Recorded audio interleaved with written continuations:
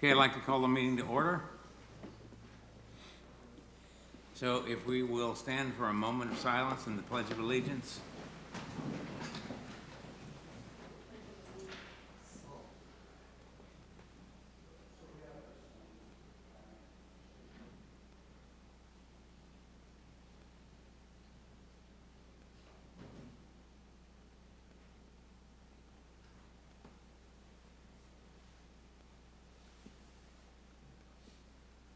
I pledge Allegiance to the flag of the United States of America and to the republic for which it stands, one nation, under God, indivisible, with liberty and justice for all.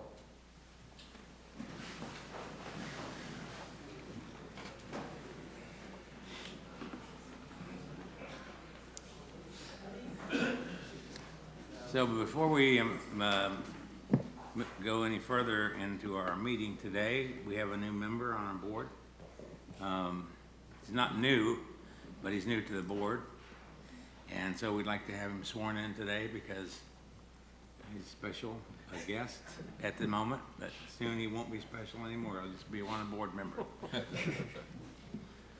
He's special like everybody else. Yeah. So if you'll stand and raise your right hand.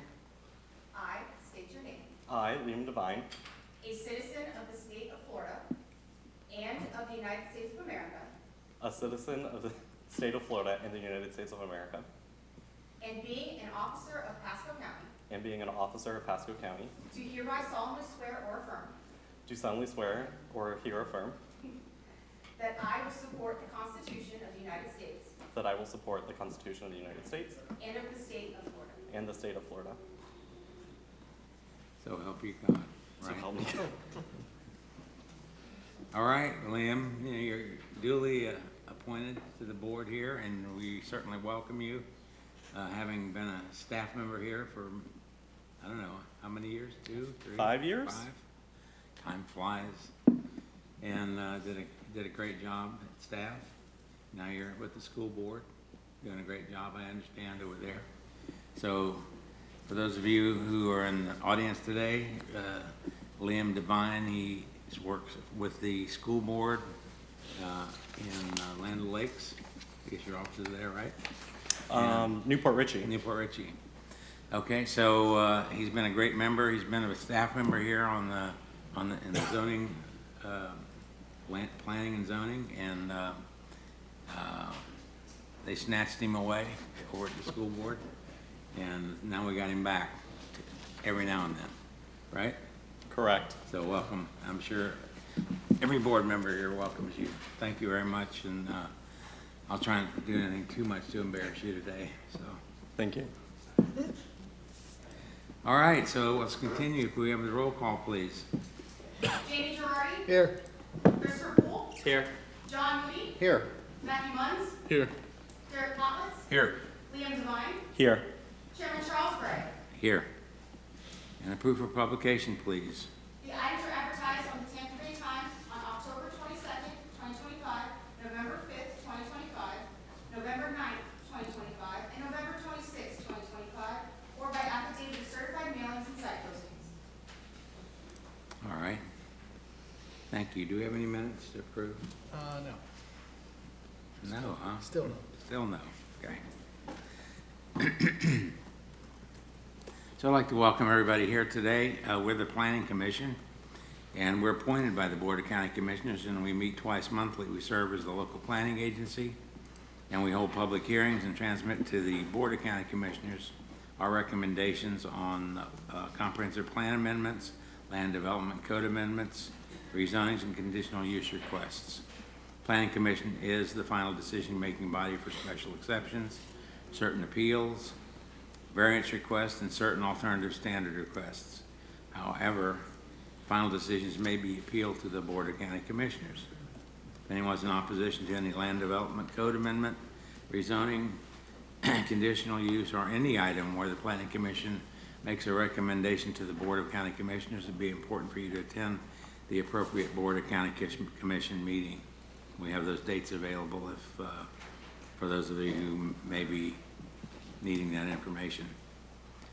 So for those of you who haven't been here before and you're not familiar with the format of our meetings. We have 3 sections typically, one for continuances, one for consent items, and one for regular items. The continuances, and I don't think we have any continuances today, do we? Do not, okay. But if we did, it would be our custom to approve them if it's requested by the staff or the applicant. But we don't have any of those today, but we do have some consent items, I believe, and those are items that we have on the agenda today that where we've not received any notices from the public or from the staff or anybody that where we would have to have it entered into the regular items. And those items are the items that will be fully vetted today and discussed. If I go through consent and there's something on consent that you'd like to have heard today or you'd like to comment on, you could raise your hand and we'll give you an opportunity to come up and comment. So other than that, we'll go to the regular items, and then the applicants will have 5 minutes to make their presentations, and anyone who has questions will be granted 3 minutes, and then the applicant will have an opportunity to respond to those questions. So this is a time when that we allow for anyone who may be here to speak on an item that's not on today's agenda. This would be your opportunity to come forward. Before we do that, though, let me just say that if you have your cell phone with you, I'll have to do it myself. Please put it on the silent position so you won't interrupt anybody that might be speaking. And so before we start then, anybody who's here that wants to speak on something not on the agenda, Gianna? Mr. Chair, we do have one individual signed up to speak for public comment, Ms. Nancy Hazelwood, and I would also like to note that we do have one individual signed up to speak in opposition on WebEx for item PC 4 and 5. Okay. Very good. Okay, so Ms. Hazelwood, this is your opportunity. Chairman, do we need to swear? Yes. Especially this one right here. So anybody who does plan to speak today, if you'll stand and be sworn, please. Do you swear from the testimony you're about to give us the truth, so help you God? Good morning. I want to adjust that a little bit. Good afternoon. Good afternoon, yes. Well, I hope staff and board had a plentiful and relaxing Thanksgiving, and it was nice to have a few days off. I'm sure y'all loved it too. Yep. Thank you. Oh, I'm sorry. Should have known that. Nancy Hazelwood, 34110, Nice Place. You know, I've visited a lot of county meetings on different subjects over the years. The word that I most hear about is growth. Even during and before the recession, you heard it. The county talks about it like it's a wonderful thing. I think thousands and thousands of your citizens would disagree while waiting in traffic and seeing their taxes go up with the overall burden of the cost of living here nowadays. Years ago, the county asked ULI, Urban Land Institute, to take a look at the pros and cons of Pasco. One of the things they came back with is Pasco has enough growth and recommended it's time to take a look at how to manage the growth.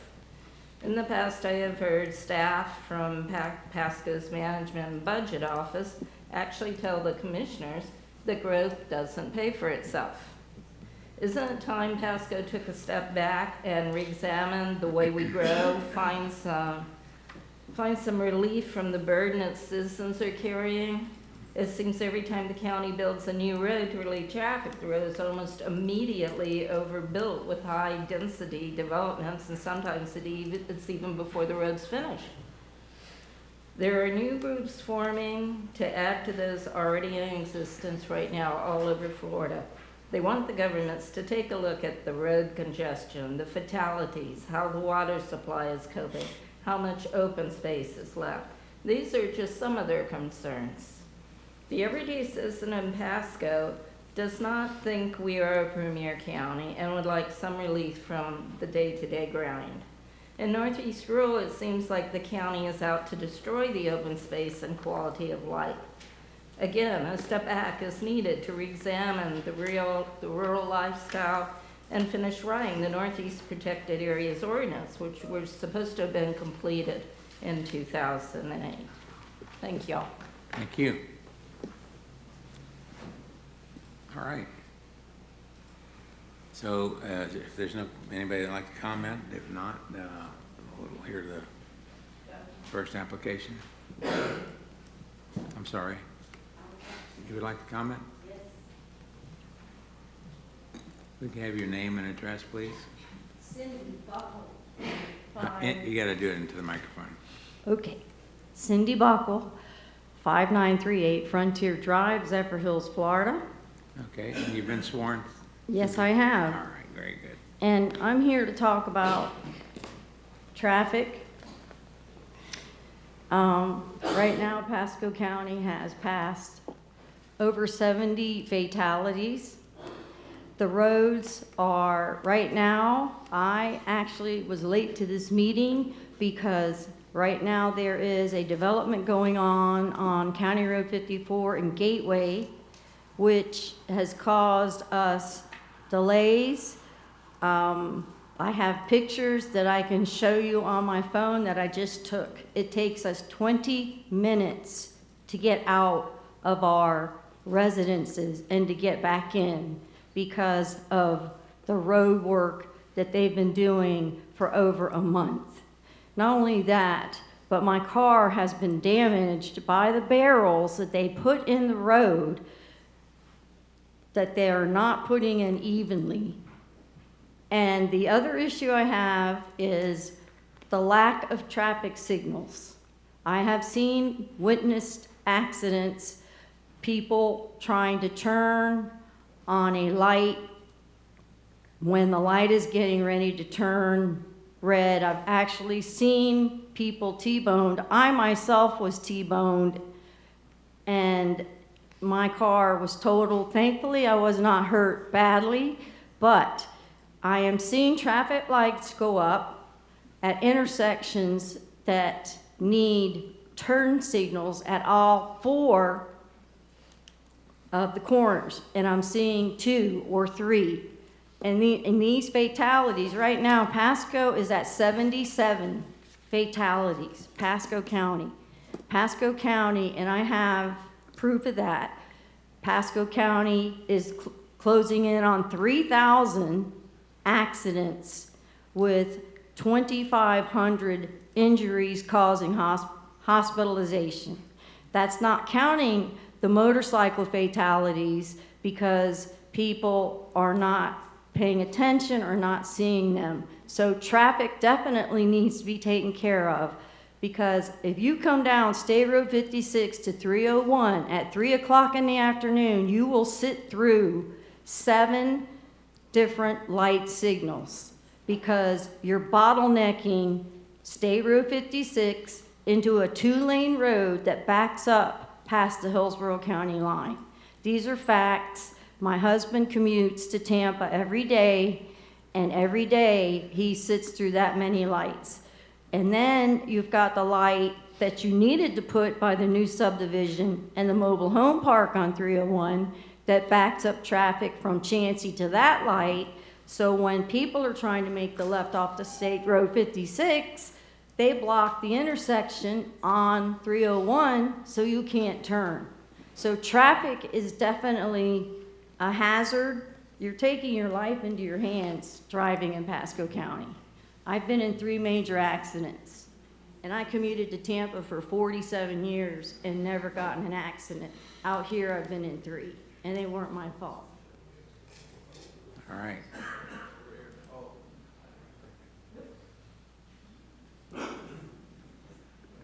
Okay. Anyone else? Gianna. We do not have anybody else signed up for public comment. Okay, thank you. Good afternoon, Planning Commission members. Gianna German, Planning Development and Economic Growth. Before we start on our agenda today, I did want to note that item RZ7896 in the name of 11939 Emmanuus rezoning. It was incorrectly noticed. It is not on our agenda today. And if there is anybody that is here for this item today, it will be heard at a later date. Okay, which one is that now? Read it again so they can make sure. RZ7896 in the name of 11939 Emmanuus rezoning. Okay, is there anyone here to hear that particular application? Okay, guess not. So we have nothing on the continuance agenda today. We're jumping into the consent items. First is item PC1. It's PDE 267900 in the name of RNS Properties, FLA LLC, Bellhaven, for a request from an expired MPUD Master Plan Unit Development District to an R2 Low-Density Residential District located in south central Pasco County at the intersection of Bell Lake Road and Peaceful Lane, containing approximately 5.35 acres. And this is coming with the recommendation of approval to the Board of County Commissioners. All right, is the applicant present? Anyone here to object? Mr. Chair. Yes. I'd just like the Planning Commission to vote on that one separately. I've done some work on that project. Separately, okay. Fine. All right, Item PC2, you will be sitting as the local planning agency for this. This also has a companion item, which is PC3, and I would like to note that this item, as well as PC3, have ex partes that were received and filed with the clerk. PC2 is PDE 260135, a small-scale comprehensive plan amendment in the name of CPAS 2415, Adrian Phillip, providing for a comprehensive plan amendment to the future land use maps 2-15 and sheet 14, changing from commercial to PD plan development on approximately 32.51 acres of real property located at the northeast corner of the intersection of Old Pasco Road and Overpass Road, and a text amendment to a sub-area policy flu 7.1.60, Adrian Phillip, and an amendment to future land use map 2-9, amending sub-area 2-960, Adrian Phillip. This is coming with the recommendation that the local planning agency find the proposed amendment consistent with the comprehensive plan and recommend approval to the Board of County Commissioners. okay. All right. Let's go to the next one. Item PC3 was the companion to PC2. This item also had ex partes, and there is also an attachment for this item that we would like to file a motion to receive for this item. Do I So hear a moved. motion? So moved. Second. All right, motion to receive and file. All in favor? Aye. Opposed, like sign. Item PC3 is PDE 267837, a zoning amendment in the name, a zoning amendment substantial modification in the name of Adrian Phillip MPUD Master Plan Unit Development, Adrian Phillip Overpass LLC, for a rezoning request from MPUD Master Plan Unit Development District to MPUD Master Plan Unit Development District to allow for the development of 73,500 square feet of retail and commercial uses, 74,000 square feet of office uses, 275 hotel rooms, 125 townhome units, 325 multifamily apartments, or 315,000 square feet of commercial and associated infrastructure on approximately 32.51 acres located at the northeast corner of Overpass Road and Old Pasco Road. This is coming with the recommendation of approval with conditions to the Board of County Commissioners, and this is the last item on the consent agenda. All right. Is the applicant present? Anyone here to object? See no objections. So I'd like to have a motion on PC1 separately, if you don't mind, please. Motion to approve PC1? Second. A motion and a second. Any further discussion on the motion? Note that Commissioner Moody is accusing himself from the vote. All in favor signify by saying aye. Aye. Opposed, like sign. Motion carries. And can I have a motion on PC2 and PC3? So moved. So moved. Second. Any further discussion? If not, all in favor signify by saying aye. Aye. Okay, motion carries. Item P4 is the first item on the regular agenda, and you will be sitting as a local planning agency for this item. This item also has a companion rezoning item P5, and I would like to note that there will be ex partes for this item sent to the clerk's office at a later date. P4 is PDE 260185, a small-scale comprehensive plan amendment in the name of CPAS 2326, Blackwell Mixed Use PD, providing for a comprehensive plan amendment to the future land use map 2-15 and sheet 19 from commercial to PD plan development on approximately 15.36 acres of real property located on the north side of State Road 54, approximately 0.3 miles southeast of the intersection of State Road 54 and Starkey Boulevard, and a text amendment creating sub-area policy 7.1.80 Blackwell Mixed Use PD, and a map amendment to the future land use map 2-9, adding sub-area map 2-980 Blackwell Mixed Use PD, to be presented by staff. All right.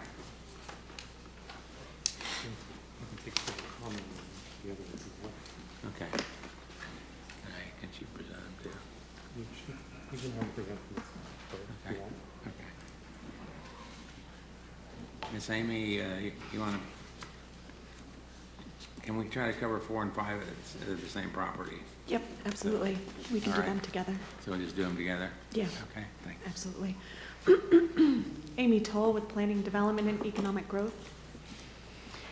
Before you is PDE 26-0185 in the name of Blackwell Mixed Use PD. It is a comprehensive plan amendment, CPAS 2326. So today before you is a comprehensive plan amendment from commercial to PD plan development to allow for mixed-use development consisting of 290 multifamily dwelling units and 100,000 square feet of commercial, medical, office, and retail uses on approximately 15.36 acres. It is located on the north side of State Road 54, approximately 0.3 miles southeast of the intersection of State Road 54 and Starkey Boulevard. There is a companion MPUD rezoning, and through the PD FLU amendment, we are creating sub-area policy FLU 7.1.80. So the project's located in the South Market area and urban service area. Here's a visualization of the context map of the subject site. As you can see, it is on the east side of the intersection of Starkey Boulevard and State Road 54. To your north, we have Longleaf MPUD, as well as Starkey Ranch MPUD, already approved, Mitchell Ranch East MPUD to the west of the subject site, and Mitchell SJP MPUD to the south. There's also an 8-foot sidewalk that has been constructed per FDOT widening on the north side of State Road 54. Here are the entitlements that were already previously approved in those developments. I also added existing commercial along the frontage of State Road 54 adjacent to the parcel, as well as County Place Mobile Home Community Park, which is a 55 and over community. The aerial imagery of a closer image of the subject site. As you can see, it's still vacant. The existing future land use of commercial, and the proposed future land use of PD. Here's just a snippet of the proposed sub-area policy that does establish the entitlements for 290 multifamily apartment dwelling units and 100,000 square feet of non-residential uses.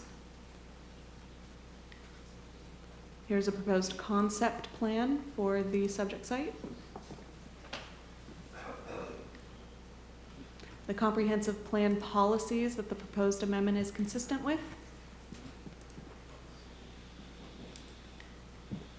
And then with that, we recommend the local planning agency find the proposed amendment consistent with the comprehensive plan and recommend approval to the Board of County Commissioners. And then I'll pass it on to the MPUD team to do their presentation as well. Very good, thank you. You're welcome.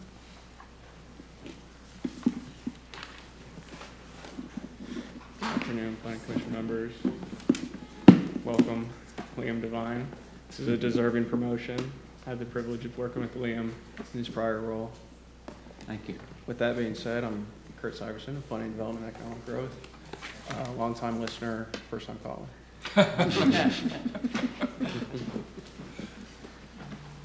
Liam's going to be tough on you though. Just be ready.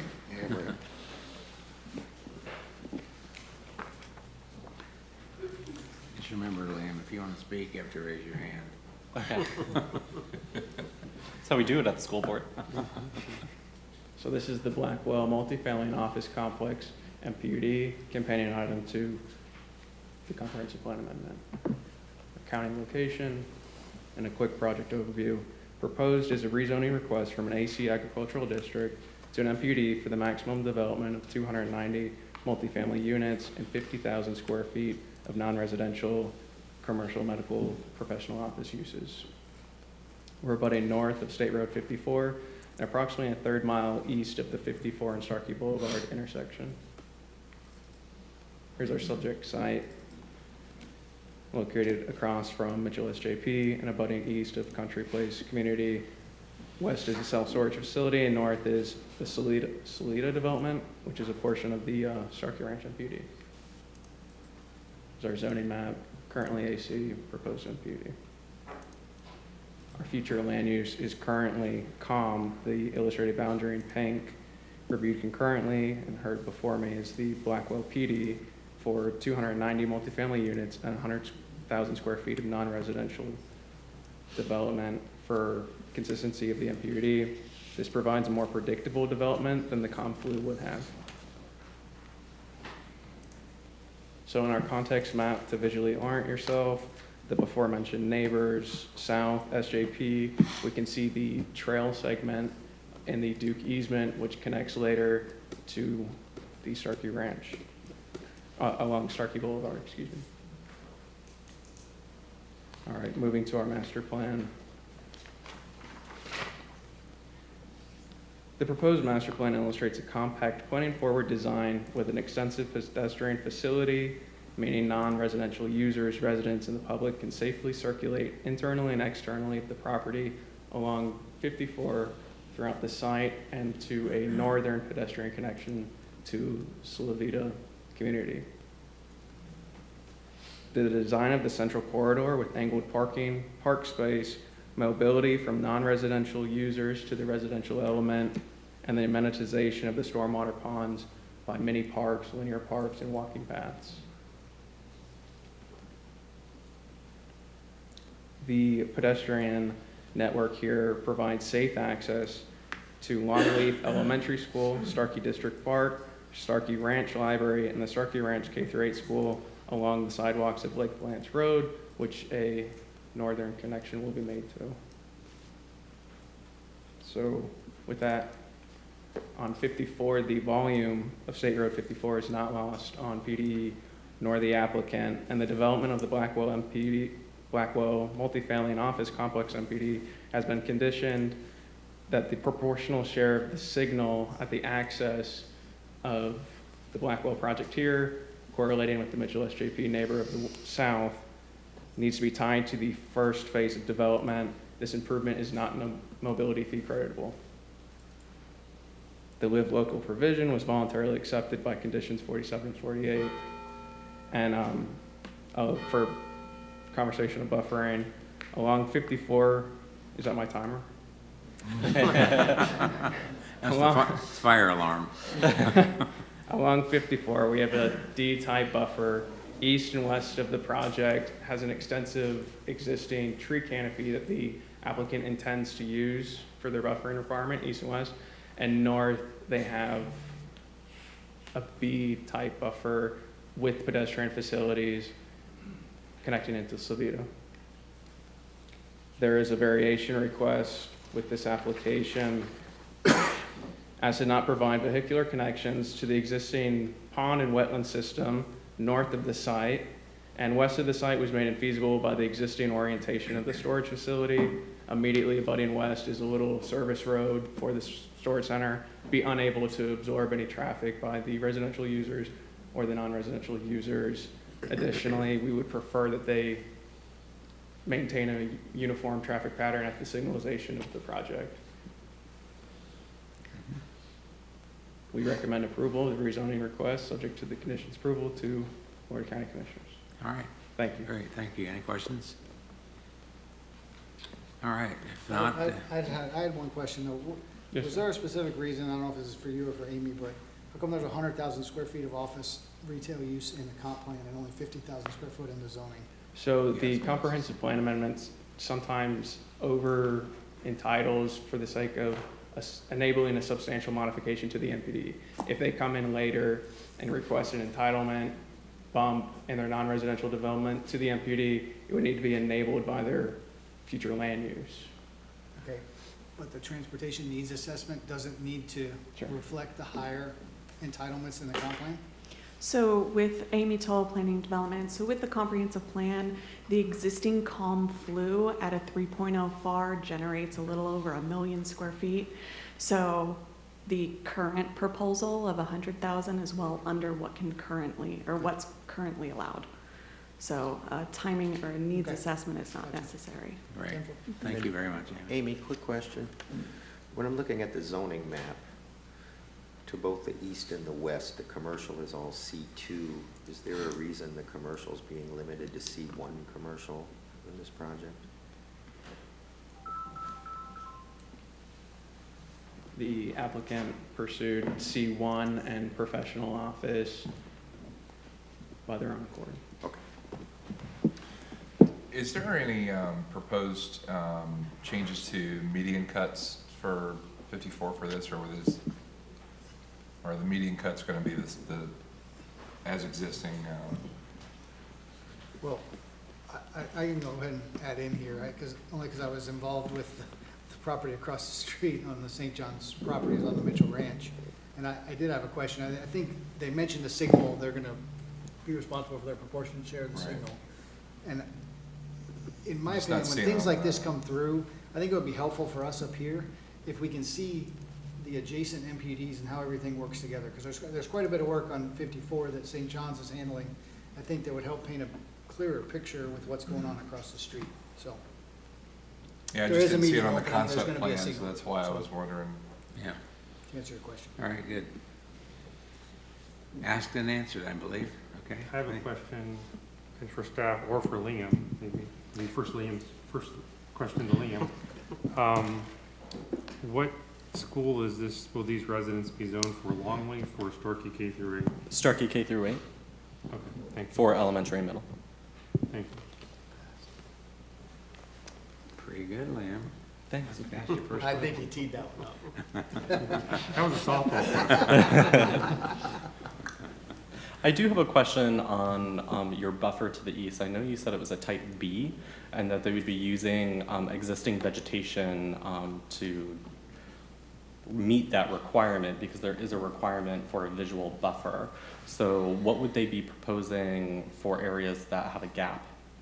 So the intent in maintaining the tree canopy is for the natural buffer and supplementing where need be. The applicant, I would assume, would be willing at the request of the Planning Commission to supplement visual screening if requested. Right now, there is not a visual screening element other than the natural tree canopy. And if Okay. our new tree ordinance is adopted by the board, they'll get an incentive to save those trees in that buffer. There you go. Okay, thank you very much. Thank you. Applicant present?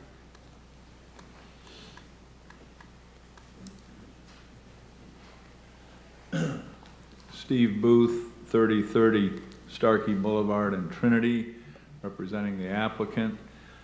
I think the staff has done a good job of identifying all the issues that we have worked through with the staff. The staff has looked at this very closely over the years, and we certainly endorse everything that has been stated here. We do have the engineer here, Richard Marcel, who can answer any of the technical questions that you might have.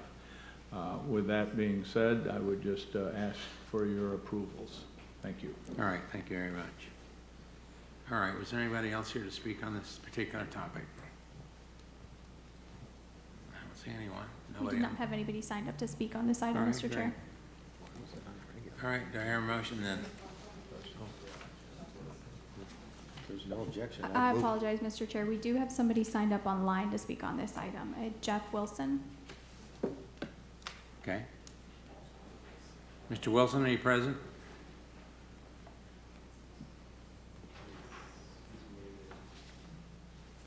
Okay, not available. He's muted, he said.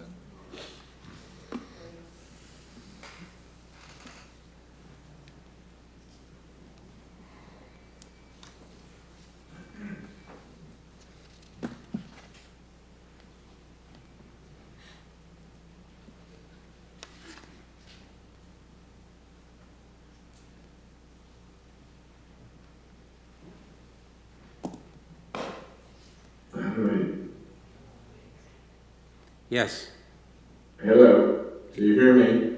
We do. Yes. just Can barely. you hear me? Yes.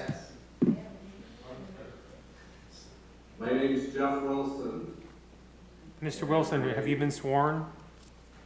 I need to be sworn. Okay, and then you'll need to state your name and your address. And my name is Jeff Wilson. My address is 10529 Crimson Lane, Trinity, Florida. I'm actually in the mobile home park to the east side of the property we're talking about. Do Okay? you swear or affirm the testimony you're about to give is the truth, so help you God? I do. All right, please, go ahead. So, again, my name is Jeff Wilson, and I do live adjacent to this lot that we're speaking of. And although I don't represent the full board properly, I represent a lot of the neighbors, and I've also been watching and live right on the Highway 54. And so the concerns that I would like to bring out for this Blackwell development are traffic and safety concerns. And much like the first woman that spoke and, has issues with some of the accidents, I feel that this area, this curved road on Highway 54, that they would perform spot speed studies to really evaluate properly what would be required to get in and out of this. They also need to do a full site distance evaluation. With this curve and the speed of the traffic out on 54 is extremely dangerous. I would anticipate that there will be many accidents. I do see that they are talking in some of your reports of adding additional traffic light. However, it's interesting that that proposal reflected the year 2030, 5 years from now.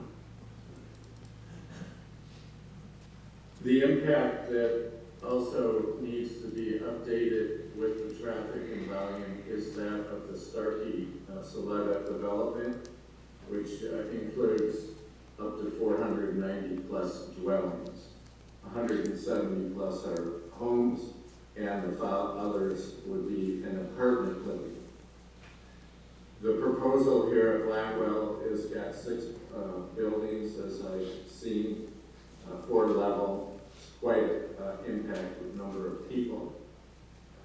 So it was discussed that this east side barrier, there are some trees on the south side of our community at Country Place. But as you get to the north side, these 4-story buildings will be highly visible and evident for us. The other concerns are the wetland boundaries that are on the north side of the property that are outside of the Starkey Saletta development. And the development that they've done at Starkey has been extremely complete. Riva has done an awesome job. I've watched every step of this development for taking and grading and putting in retention ponds that would be required for that. Mr. Wilson, your time has expired, so if you could wrap it up, please, we'd appreciate it. Thank you very much. Okay, well then I will request that it be pushed, the approval pushed and delayed for further studies of traffic and wetland protection for this development. Okay, thank you very much. You're welcome. Thank you for a long time. All right, was there anybody else? Gianna? No, Mr. Chair, we did not have anybody else signed up. All right. So, anything from the dais? If not, I'd like to hear a motion. Do we want to have applicant rebut or Would you like to rebut? provide a response?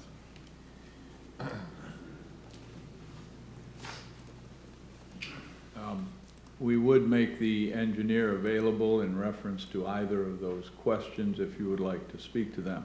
I think staff did a good job of explaining the access situation, and of course, Mr. Marcel can address the traffic study. And so I would just ask if you would like him to address any of this or whatever. Well, I, for one, live right in that area, so I'm keenly aware of the traffic there, and I never have a problem in that particular area of 54. And I drive it every day and every night. No, and I So, point out that site distance is a requirement he needs to meet as part of his access management application, so right. staff will make sure that's addressed. Yeah. Same thing for the wetlands. Yeah. With that, I'd move to approve You need to take action on these separately, so I would do PCP4 first. I'll move to approve item PC4. Okay, we have a motion to approve. We have a second. Second. We have a second and a third. All in favor, signify by saying aye. Aye. Aye. Opposed, like sign. Then Okay. I'll move to approve item P5. I'll second. And we have a second. Any further discussion? If not, all in favor, signify by saying aye. Aye. Aye. Opposed, like sign. Motion carries. Thank you. Yeah. That's a good job, Mr. Booth, on that project. It's good. I Good said job. that was a good job on that project. Good looking project. Yeah, David and I live in that area, so we're keenly aware of what's going on there, and I, for one, think it's been well put together. So, thank you very much. The next item on the agenda is item P6, and I would like to note that there are ex partes that were received for this item and filed with the clerk's office. Item P6 is PDE 267666, a zoning amendment in the name of Murphy Road MPUD, Oakley, Pasco County Property Trust, a rezoning request from RMH Mobile Home District and AR Agricultural Residential District to an MPUD Master Plan Unit Development District to allow for the development of 434 single-family detached units and associated infrastructure on approximately 118.82 acres located in southeastern Pasco County, presented by staff. All right, well, Mr. Vermillion. Good afternoon, William Vermillion, Planning Development Economic Growth. I wish I was as funny as Mr. Syverson, but I'll do my best. Don't we all? Don't you have something to say to our new friend here? Something? Could you introduce yourself? I don't recognize you. So you're fine. That was good. This is the Murphy Road MPUD, PD 267666. The commission will remember this project being quasi-presented to them back in July. We had several residents come out and I answered some questions up here. And so today I'm going to be going over some of those changes that myself, the applicant, made in regard to those citizen concerns, as well as working with the city of Zephyr Hills. Like Ms. Gianna said, this is a rezoning from AR Agricultural Residential and RMH Mobile Home District to MPUD Master Plan Unit Development for the maximum development of 434 single-family detached units on 118 acres. This is on the north side of County Road 54, about a half-mile west of the intersection with Chancey Road. Here's the subject site location in the northeast of Zephyr Hills and the East Market area. Current aerial of the site comprised of 4 parcels. The current flue of the subject site reflecting majority Res 9 and a portion Res 6 to the north. The current zoning reflecting majority RMH there in the center of the property and AR zoning. Both the RMH and the AR are original zoning to this subject site. Here's a contextual map. I hope for Mr. Girardi, this gives you a wide enough context of the overall surrounding area here. The red is the subject site. To the south, you'll see County Road 54. Outlined there in gray across the street is an I-1 parcel that's currently being used as an auto salvage yard. And you can see surrounding County Road 54, as you move to the southwest, a majority of those lots are currently zoned RMH and are currently occupied by mobile home dwelling units. There are a couple vision roads in the area. Notably to the far north is the Pretty Pond extension, which eventually will connect to Old Lakeland Highway.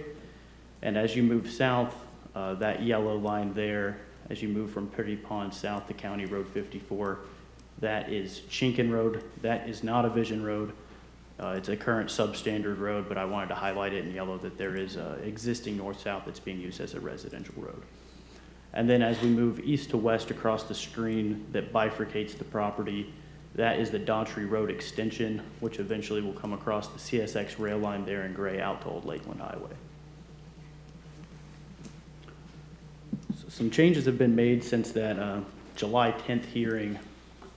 There was a reduction in total residential entitlements being sought by the applicant. The original proposal was for 672 total dwelling units. That was a mixture of some smaller single-family detached 40-foots, 45-foot, and 50s, as well as platted townhomes.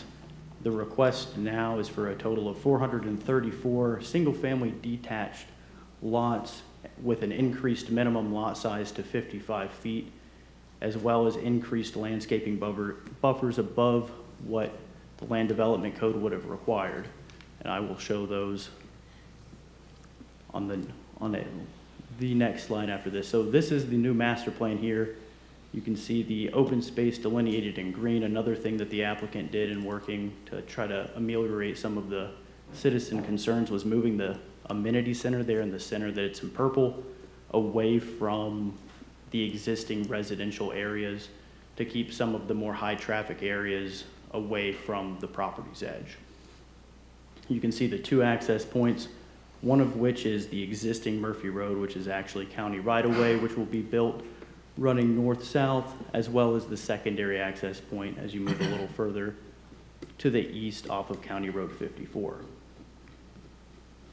The buffering that I just spoke about recently, the type B buffer is above what the code would have required. The type B buffer there is illustrated, showing it's 15 foot in width, the 6-foot fence, the shade trees and the ground cover and shrubs. And then along the right-of-way and along some of the other existing residential portions, I'll go back to the master plan to highlight where this is. There's the type D buffer, which is a little bit more dense and includes the 8-foot masonry wall. An interesting thing to note is that the type D buffer is also used, I wish I could point, but if you were looking at the project where it's bifurcated by Daughtry Road up near those residential areas, the type D buffer is also being put in place up there as well. The right-of-way typical sections for this MPUD, the first of which is your standard 50-foot right-of-way typical section as adopted in PM 26 with the travel lanes and the sidewalks. But the current Murphy Road alignment is going to end up being a type 1B collector road. And so with that, it's a little bit larger to 60 feet, and we incorporated an 8-foot multi-use trail as a part of that typical section. There are two variation requests with this MPUD, the first being from LDC 90160 11th Street Design and Dedication Requirements. The applicant is not proposing to provide an interconnect to the east or to the northwest, not limited to Forbes Road or to Chinkin Road. I'm going to go back to the contacts map to show where those variation analysis are. The first being that a connection to Chinkin Road, that's currently a substandard road and it's used as a residential road, and there's not really any benefit in putting trips onto an existing dirt road that would disturb the larger residential lots up there. And then as you move further east, which I now realize I didn't highlight on this contacts map, running parallel to Chinkin Road is actually Forbes Road there. Patty, can you use your cursor and kind of go over that for me? So you see where the Pretty Pond Road label is? Pretty Yeah. Pond? Yeah. No, so the actual text box? Yeah, you see that dirt road, that smaller road that's running down? It's not Uh-huh. actually a dirt. Yeah. Yep, right there. So that's actually Forbes Road there, and the variation is to not connect to that road either. Forbes Road is also a substandard road. However, the connection will be made by the applicant at the time that the Daughtry Road extension is actually done by the county. As it bifurcates the property, that connection would then be made all the way out to Old Lakeland for the residents that live there. The second variation from the code being from table 9013B, arterial and collector road standards, the applicant is requesting relief from the spacing requirements on State Road 54. The State Road 54 requirements, due to the type of road it is, as well as the speed limit, is 660 feet. The applicant is requesting that the two access points on one of those access points be moved to 600 feet and the other one to 640 feet for a total of 60 feet in relief. This is largely due to the total frontage that the subject site sets up along the frontage of County Road 54. It's a total of 1,250 feet in total. And whenever you take out the 60 feet of right-of-way for Murphy Road that's being built, mathematically, you're not left with the possibility of being able to have two access points of 660 feet spaced in between one another.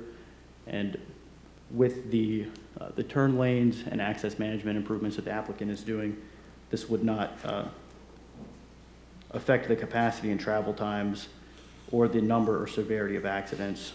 Because there's no feasible engineering or construction solution, PDE is amenable to this request. This comes with a recommendation of approval with conditions to the Board of County Commissioners. I'm here for any questions. Do you know approximately how many units is going to be to the south of Daughtry Road and how many units to the north? Sure. I can let Approximately. I'm not sure the approximate number. I can let the applicant's engineer speak to how much they think that they can fit on each one of those subject sites north and south of Daughtry. But with the minimum of 55, I'm not. Yeah, I was just Not quite curious sure. with the, I know the minimum, anything over 100 units needs a second access point, which of course we have that on the southern parcel, but we only have the one access point on the northern portion, so. I know it's looked at as the entire project, so, Correct. but I'm just curious. Is there a timing also for the construction of Daughtry Road? Is that known at this point? No, sir. So a lot of the right-of-way that would be needed for the Daughtry Road extension is currently single-family homes. Okay. So it's nowhere close in the Right. future timeline. Understood. Anything else? Liam?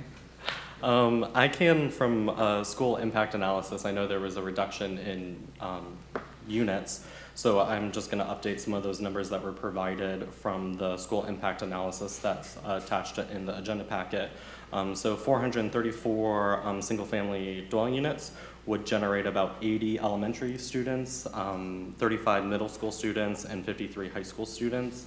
So that would be a decrease from the school impact analysis that was attached with our agenda packet. I appreciate that. Yeah, good. Thank you very much. All right, the applicant. Mr. Chairman, Planning Commissioners, Clark Hobby, Hobby and Hobby PA, 109 North Brush Street, Tampa, Florida. I've been sworn. That was a very extensive presentation by staff. I will say just a few things here. I won't reiterate everything that they've said, so we're not redundant. But the subject area along County Road 54, so it's the area that you're running east from 301. There's approximately a mile of that frontage is taken up with legacy mobile home parks, RV parks, and other manufactured housing. And for that reason, this area, since the comp plan was adopted in '89, has had either pretty much Res 9 or Res 6 on the whole area. So this is a case where we're actually really improving the state of affairs, because what we're allowed right now under the comp plan is 984 units. And if I take that and the existing zoning, we're already allowed 680 units, of which 631 could either be mobile homes or 40-foot lots. And those 40-foot lots would not have to meet the PM 26 memo criteria that we're using for architecturals, redundancy in the way the houses look, or the landscaping. So there's a lot of benefits here. We heard some of the neighbors, and we got comments from the city of Zephyr Hills. Since we first came, we didn't present, staff presented, and a few folks spoke in July. And based on the input we had, we further downshifted. Again, as staff is saying, we originally had townhouses in the proposal, and we were proposing some 40 or 45-foot lots, and we've moved them all to 55-foot lots, no townhouses now. And we've increased the buffers. We've moved some of the active park areas to the inside. And generally, we've tried to do everything we can to ensure that this is going to be a great project overall, but that will also leave the area in a better place than it could have been under the existing FLU and the zoning. And that included making sure there are conditions that we couldn't connect to Chinkin Road or to Forbes until the Vision Road connection is made down the road. We've also been in contact. There are about 5 or 6, I think maybe 7 property owners to the east of us along Forbes Road, and there's a few of them that have asked us for some help with some easements, et cetera, and we've tried to work with them on that stuff. So we feel like we've got this is something that the Planning Commission and the board should feel good about. This is an improvement from the existing state of affairs by any stretch. So I'm happy to answer any questions you may have. Oh, and I might, I got Derek's question, and I would say on that one, it appears to us it's between 15 to 20% of the acreage. So our guess is probably about 80 units, and our engineer knows if we go to the 100 number, we've got to have the secondary access. Sure, yeah. Well, and that's going to kind of give us an idea of how much traffic will be generated on Daughtry when it's extended compared to right. Down on 54. Yeah, I would imagine if and when Daughtry's built, you know, it's cutting back through a lot of high density areas further to the west. You know, our traffic will probably be a very small portion of it when that connection's ever made. I'm happy to answer any other questions. Otherwise, I'll just wait for comments from the public. Okay, very good. Thank you. Thank you very much. Is there anybody that would like to speak on this? The only individual I have signed up to speak on this item, Mr. Chair, is a Megan Sandifer. Okay.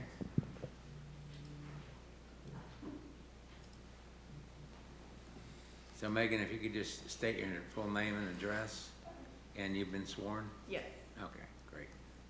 So my name is Megan Sandifer. Address is 6545 Forbes Road, Zephyr Hills. I just kind of have like a brief statement to read. Sure. Take your time. Okay.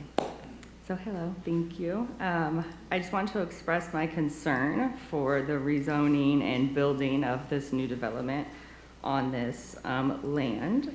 I said, rezoning this property would significantly increase density and traffic in an area that already has congestion. The existing roadways were not designed to support the elevated volume of vehicles that a large MPUD project would bring. Additionally, this area is highly vulnerable to flooding, and converting agricultural land into dense development will only worsen stormwater runoff and strain the drainage systems. The long-term environmental consequences, including reduced groundwater recharge and increased flood risk for nearby homes, can't be overlooked. As a homeowner of a property that borders this land, I saw firsthand the effects that Hurricane Milton had on this land and the surrounding areas with the flooding that occurred. Stormwater flooded this land and overflowed into our property, which did not recede quickly. It sat in our yard for months. Beyond infrastructure and flooding concerns, this proposal contributes to the ongoing pattern of overdevelopment that is diminishing the rural character of our community. Agricultural land provides open space, habitat, and a buffer against uncontrolled sprawl. Once these lands are rezoned and built upon, they are lost forever. For these reasons, I urge you to deny the request to rezone this property to MPUD. Protecting our infrastructure, safety, and community character must remain a priority. And that's all. Thank you for hearing me. Hold on one second. Hold on one second. So is there anybody who would like to comment on those concerns? I understand the concern, but the difficulty here, the decision we're going to have to make is what type of development do we want? Right now, they've already, as Mr. Hobby mentioned, they have entitlements for much more than they're asking for. Over 900 units. Which also includes mobile home development. Right. Versus single-family detached on wider than what we've been seeing over the last few years lots. So this is a case of, I understand you may not want it developed, but we have an opportunity to actually reduce the amount of development entitlement here on the property. So with that, I'm trying to understand the logic of why you would want to deny. I just don't think, I think it should stay, just nothing. I don't But think they already have, anything should what be I'm saying is developed they on already it. have the right to develop the land, and they can develop it more intensely than they've asked to do here. Okay, well, I was just giving my thoughts. Oh, Yeah, well, I unfortunately, understand we that. can't take away the rights of a property owner to do what they're already entitled to do. You know, that's just as bad as, you know, for, approving a development that is not good for the community.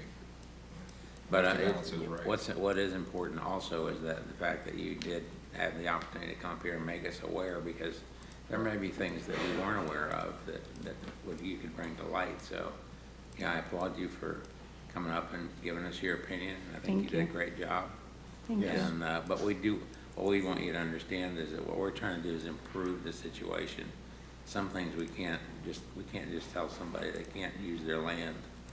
We'd like them to keep paying taxes on it, but they can't use it. You know, we just can't do that. So we have to come up with something that's gonna work for everybody. And to go from mobile homes to single-family homes from 40-foot, 35, 40-foot lots to 55 and 60-foot lots, and half the number of actual dwelling units that they can put on it now, it would be almost irresponsible for us not to approve it. And so I hope you understand that. But we do welcome your comments, and I think you did a great job. Thank you. Thank you very much. That's kind of the compromise, Yeah. right, between 900 units that they could build versus leaving it vacant, so we're kind of in the middle. Yeah, you've got a good neighbor for an applicant in that they're actually listening to you and reducing the density, so it's a tough decision on our part, but they're really trying to work with the neighborhood and reduce that density there.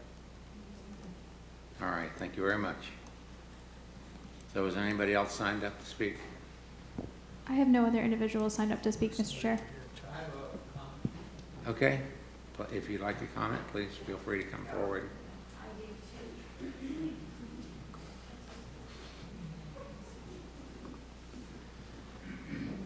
What we would encourage you to do is, if you're gonna comment, please try to comment on something that we haven't already heard.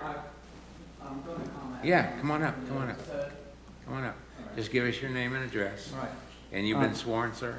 No, not yet. Okay, let's take care of that right now. Do you swear for the testimony you're about to give is the truth, so help you God? Yes, I do. Okay. And your My name and is address? James Navarro. I live at 34721 Blanton Road. I've been here a couple of times already. But in all defense of the young lady, one of the things, fine, you're trying to do better for her, but why not add some mitigating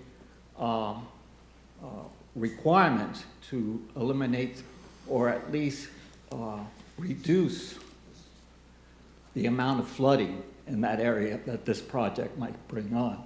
Excuse me. If I can answer that question for Yeah. you. I know that's important, and it would be for me too. And fortunately, we do have 3 or 4 engineers on this board that can probably speak to that. So one of you guys comment about what the requirements are. Because you bring all these projects dealing in, with water. and they have rights to do what they want, but the overflow, the amount of asphalt and runoff increases the problem that she already stated. Right, and what I'm trying to tell you is that under the rules and regulations that the developers have to follow, they're not allowed to create any more runoff onto your property than you already have. So, it would either be the same or it'd be reduced. Well, obviously, we're trying to reduce it. I see. But that's the requirement. If they can't develop it so that it doesn't increase the runoff on your property, then it won't be approved. Our job here is to approve the use, but they have to go beyond that. They have to get permits to actually develop the property, and that's where they have to I get it. All right, thank you. approve the Appreciate site it. plan. So Appreciate that'll be a serious consideration. Yeah, that's what I was saying. Yeah, Right. if you're going to do something and it's going to cause more of an issue, then We don't it needs want to that. be addressed. Yeah, we don't want that. The county and the state regulations require that the post-development amount of runoff can't exceed the pre-development amount of runoff. Okay, good to They know. won't be able to get a permit to move any earth out there until they've met that burden. Very good. That's good to know. Thank you, Mr. Moody. They're allowed to develop, they're just not allowed to do what they want, like you mentioned. Good. They have to follow the Thank you for regulations. coming up, though, and bringing it to our attention. Yeah, and also just important to note that that same process follows through for traffic. Traffic's looked at, I mean, there's all kinds of, environmental, wetlands, traffic, all Go those for things are looked at. tortoises. Listed species, all those things are looked at as part of the development process. So they're not getting the right to go out there and do it today. They still have to go through a permitting process with the various agencies. So, Yeah. okay. Thank you for coming up. And was there somebody else back there that wanted to speak that hasn't had a chance to speak?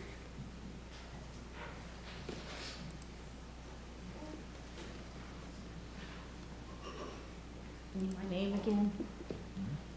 Yes, everything all over again. Okay, Cindy Buckle, 5938 Frontier Drive, Zephyr Hills, Florida. Okay, I travel Pretty Pond to get to Rural King. I have horses, and I do go up Forbes. And I'm just trying to get clarification here, because what I understood Clark Hobby to say is that are they trying to remove the manufactured homes from Pretty Pond? Because, like I said, I travel that road. Those homes are very well kept. There are both, regular homes and manufactured homes. And most of these homes just had new siding put on. They're very well kept. The lots are very nice. They're large. And many of these people have paid their property off. So I'm just looking for clarification. Are we actually trying to remove manufactured homes from Pasco County? Is that what we're trying to do? Because I'm wondering how these people are going to be able to afford to move into a home, or why they should be forced to move in the first place, because this has happened in many other places.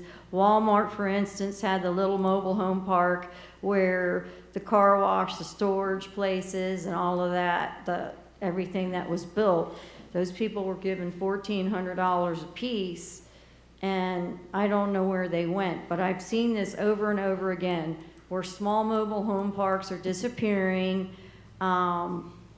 There's not very many places where people on fixed incomes can live. Right now, Forest Lake Estates has 75 homes for sale, and every day more and more go up, yet they're expanding it across the road. So I just need clarification about the manufactured homes, because it almost seems like Pasco County is becoming an extension of New Tampa, and that's not what most of us want. We moved out here, especially me, because I've had horses my entire life.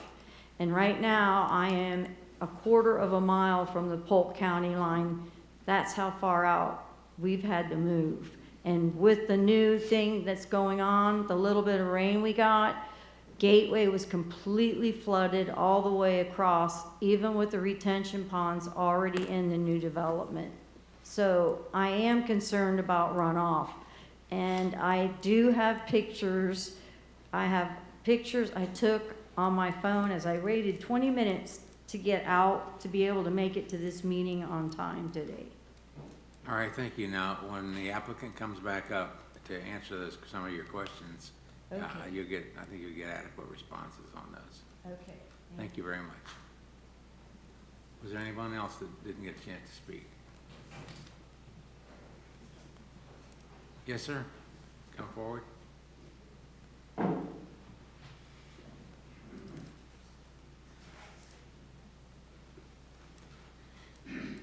Will you get your name and address, sir?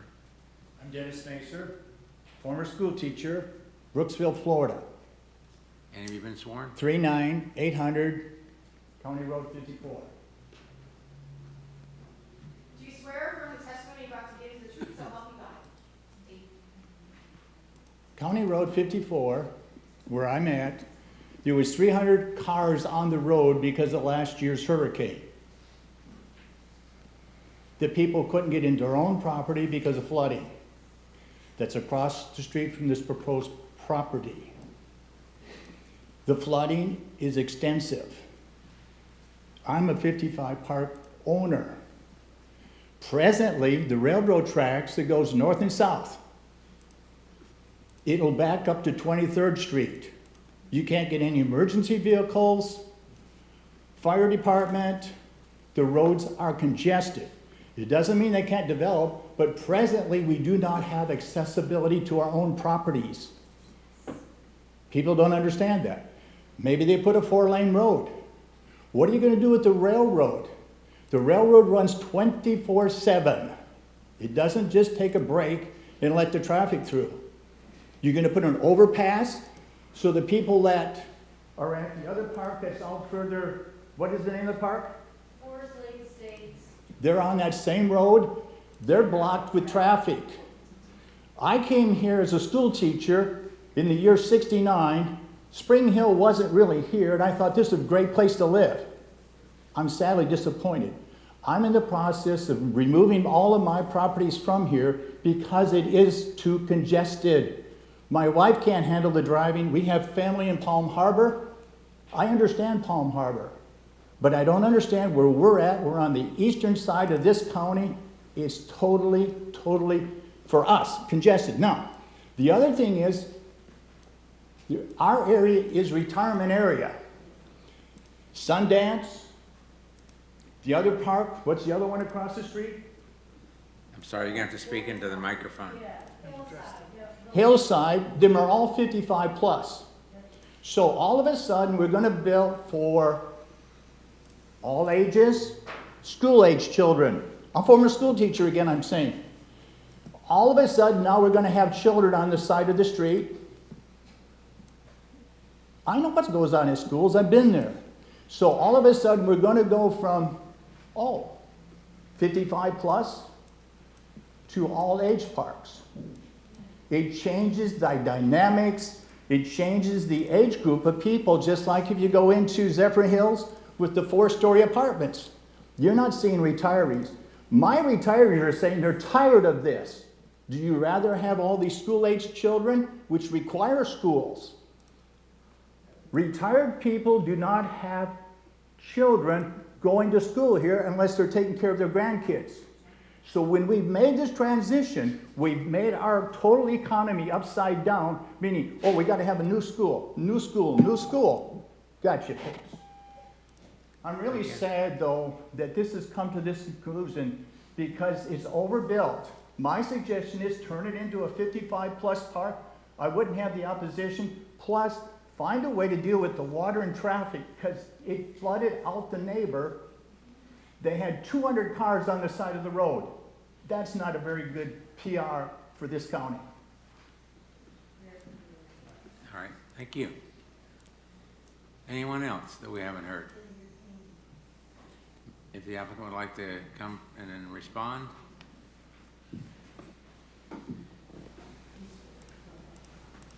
Thank you, Mr. Chairman. Clark Hobby again for the record. I'll try to go through these one at a time. The Planning Commission is well aware, and it's already been stated by Planning Commission members with regard to the flooding. What our engineer, who's present here and listening to these comments, will have to deal with is how do I ensure that the pre-development flow, meaning rate and discharge and so forth, is not exceeded from the pre-development flow to the post-development flow. That's what the county and SwiftMud rules are all about. And so we won't be able to make it any worse. A lot of what I think our residents are saying, we're hearing this around the county when people talk about flooding, They're really talking about the second hurricane last year, which is widely acknowledged to have been about a 500 or 600 year storm event. The Swift Mud rules are based generally, unless you're in a closed basin, on a 100-year storm event. In other words, the rules are not made to account for a 500 to 600 storm event. That's true in any of the water management districts around the state. So, you know, we're going to have to follow the rules, whatever they may be, but last year was an aberration when it comes to flooding. With regard to traffic and the distribution of trips and so forth, we're on an arterial roadway. It's County Road 54. It runs into Island Boulevard. The road's been there for eons. Yes, there are a significant number of age-restricted mobile home parks in our area, but not all of them are age-restricted. And to my knowledge, neither the county nor the city have ever adopted any policy that encourages only age-restricted or only mobile homes in this area or manufactured housing. To quite the contrary, what I've heard from the city of Zephyr Hills over many years is that they think that the city may have overshot on the amount of manufactured housing that they've had over many years. And so they're more interested in bringing in stick-built, larger lots like this. Everything else, you know, really boils down to this, though. We're seeking 36% less units than we presently have under the existing zoning, and that's about 200 units less than we're already allowed, and those units are 37.5% larger than the existing lots are that are already allowed under the zoning. So if you're an anti-development person, if you feel like the area's already grown too much, you ought to get on board with this zoning, because we're taking the number of entitlements down. So if you understand that, you need to vote in favor of this project. Happy to answer any other questions you may have. Just comment, a quick question. To go back to what the lady was saying before, talking about the mobile homes, and so it's another thing to point out that in the state of Florida, where we're facing hurricane threats, mobile homes are not the best home to be in. And so by building single-family homes that are, you know, built with masonry construction, that's going to be a lot better than people that are living in manufactured homes that have to then relocate to you know, evacuation shelters and so forth. So that's an improvement.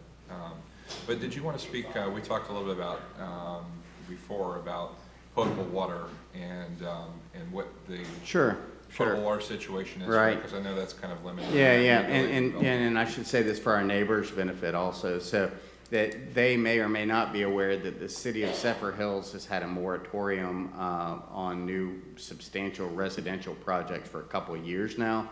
That's because they're more or less out of potable water in the city. The project is in the city of Zephyr Hills service area presently, and the city's undertaking a larger area-wide study to determine how they might get more potable capacity.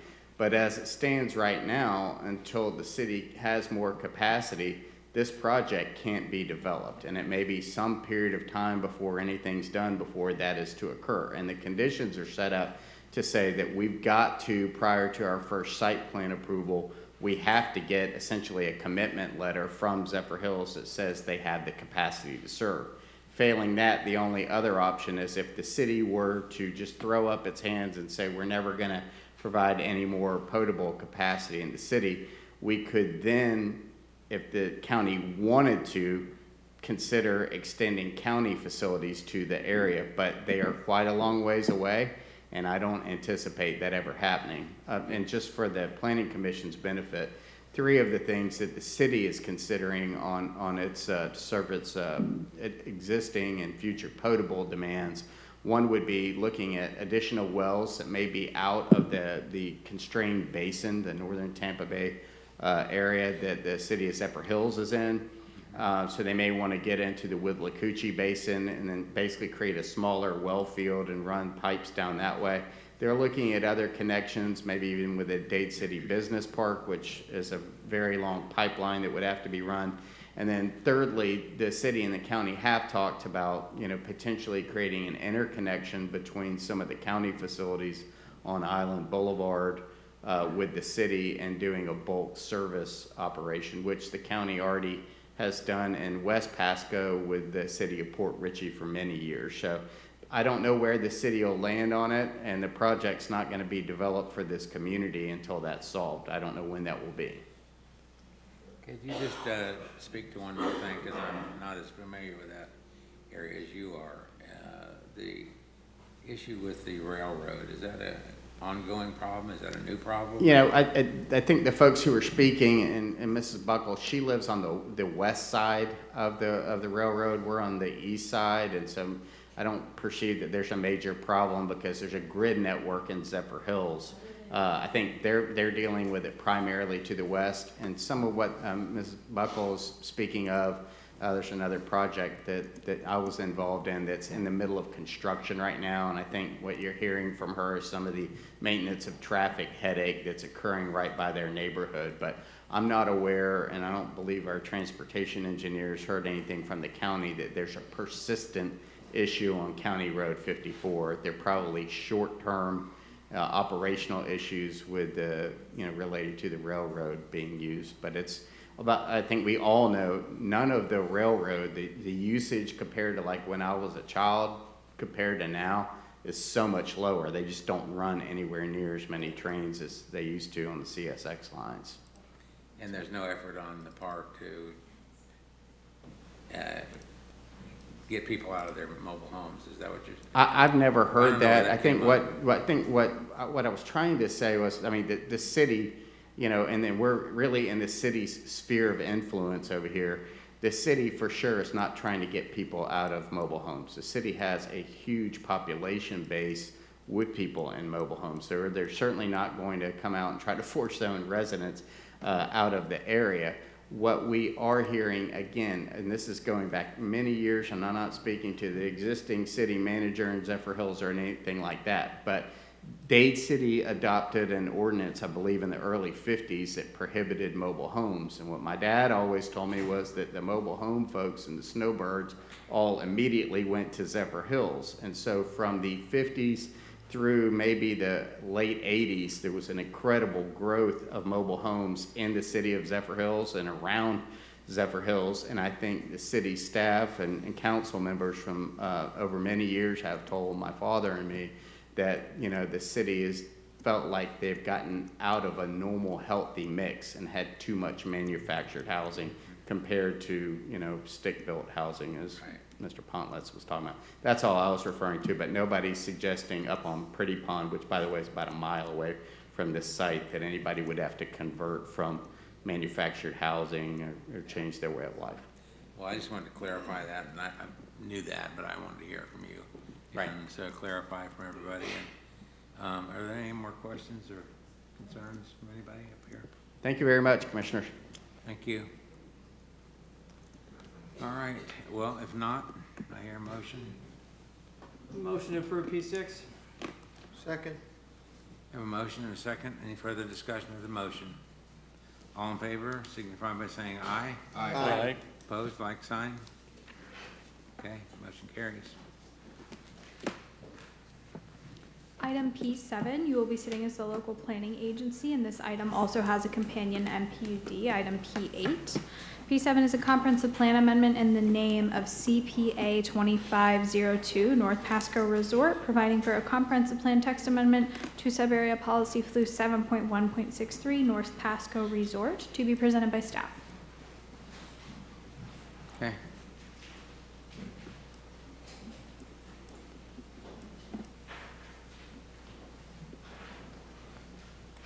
Mr. Chairman, Yes. members of the board, my name is Ed Zodian. I'm with Planning and Development. The matter before you is the comprehensive plan text amendment for the North Pasco Resort. The site is located in the North Market area in the Northeast Pasco rural area. It's along I-75 east of Lake Iowa Road, excuse me, and south of Blanton Road. The proposal is for a comprehensive plan text amendment to the sub-area policy 7.1.63, the North Pasco Resort, to allow for the reduction of the RV spaces from 550 to, excuse me, 350, and for the development of a 4-story, 250-room hotel. Other sub-area highlights include that this will only be owned by one entity. There will be no condo plats allowed. There will be no subdivision of the property, and there will be no permanent residence allowed. The passive recreational users, the uses adjacent to Moody Lake will only be passive uses. There'll be berms along Lake Iola Road, and the resort hotel will be set back 274 feet from the right-of-way of Lake Iola Road. The site is currently PD, which is not changing. It's the sub-area policy that's changing. There is a capital improvement program for the site, for the area. The project's at the intersection of Lake Iola Road and Blanton Road, and is scheduled to begin construction in 2026. The project is in the design phase, and it includes the realignment of the intersection and stop control measures at that intersection. And the project cost is $2,751,000. This is the conceptual plan as been provided. It is consistent, the proposal is consistent with these policies in the comprehensive plan, and we recommend that the local planning agency find the proposed amendment consistent with the comprehensive plan and recommend approval to the Board of County Commissioners, and I'll be delighted to answer any questions. Yeah, any questions from the board? Should we hear both of these? Yeah, we're gonna hear both, yeah. Yeah. Any questions? Okay. Can we hear about the P8, please?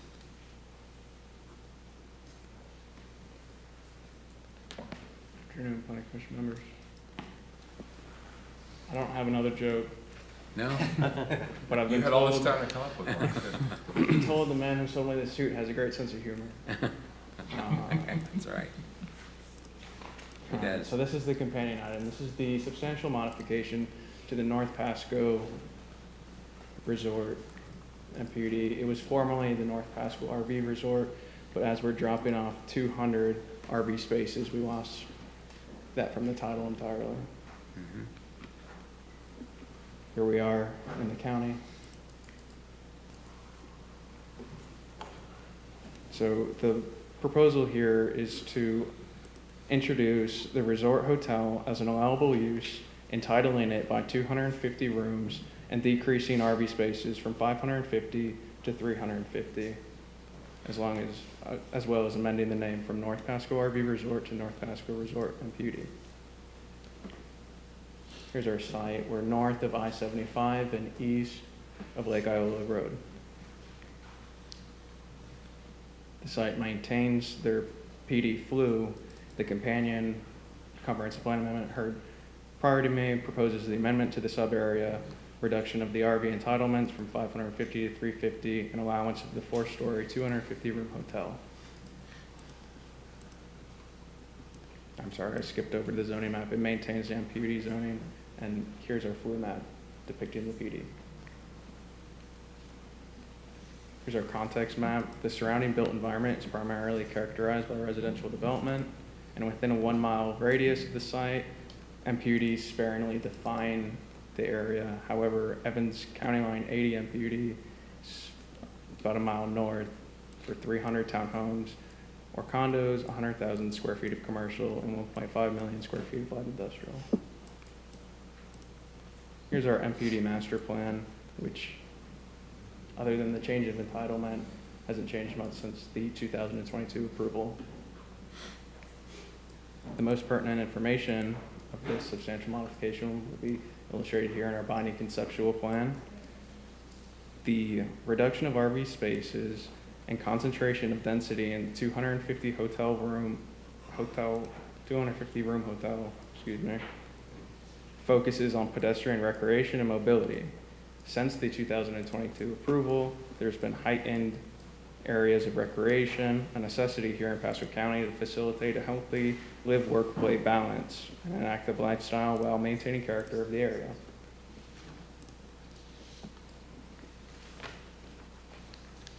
You can see the centermost development Behind the 40-foot buffer of Lake Iola Road is the resort hotel and further amenities such as an additional pool behind the resort and a pool to the northeast of that site.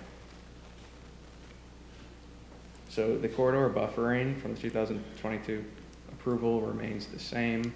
It'll be 48 feet in between the site and Lake Iola Road.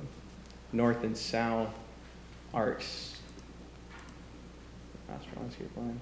North and south of the site, trying to see where I went. Well, north and south of the site have extensive natural buffering, which the applicant maintains from their 2022 approval. The illustrated in yellow here is the 6-foot shoulder to be developed with this project. And here are the access improvements of Lake Iola. With that, we recommend approval of the rezoning request to the Board of County Commissioners. And I'm available should you have questions. Okay, any questions from the dais? Not the applicant present? Thank you.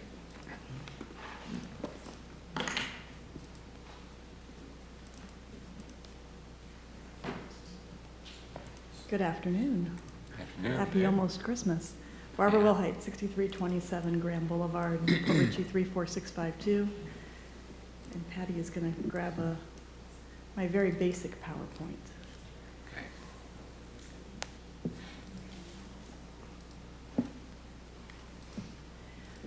So since we left you all in the spring of 2022, my client and team have been busy. This project isn't just we're going to do, we're doing it. This is a drone that was taken not too long ago. This project is actively under construction. This is the view looking from Lake Iola at the entrance. You can see 75 in the background. And this is looking from north to south. This is kind of what you would see if you were coming down I-75, going south on I-75. Obviously, this is a little bit over from I-75 view, but this is what you'd be seeing. What's interesting is when you look at the binding concept plan, and we've had a binding concept plan from day one. We were binding things before anybody was binding things. You can see how the roads are coming in, and they're just like you see on the binding concept plan. This is the updated bonding concept plan that staff has presented. The change that we're asking for is just to reduce some of the RV spaces so we can add a hotel, which will just continue to elevate the quality of this resort.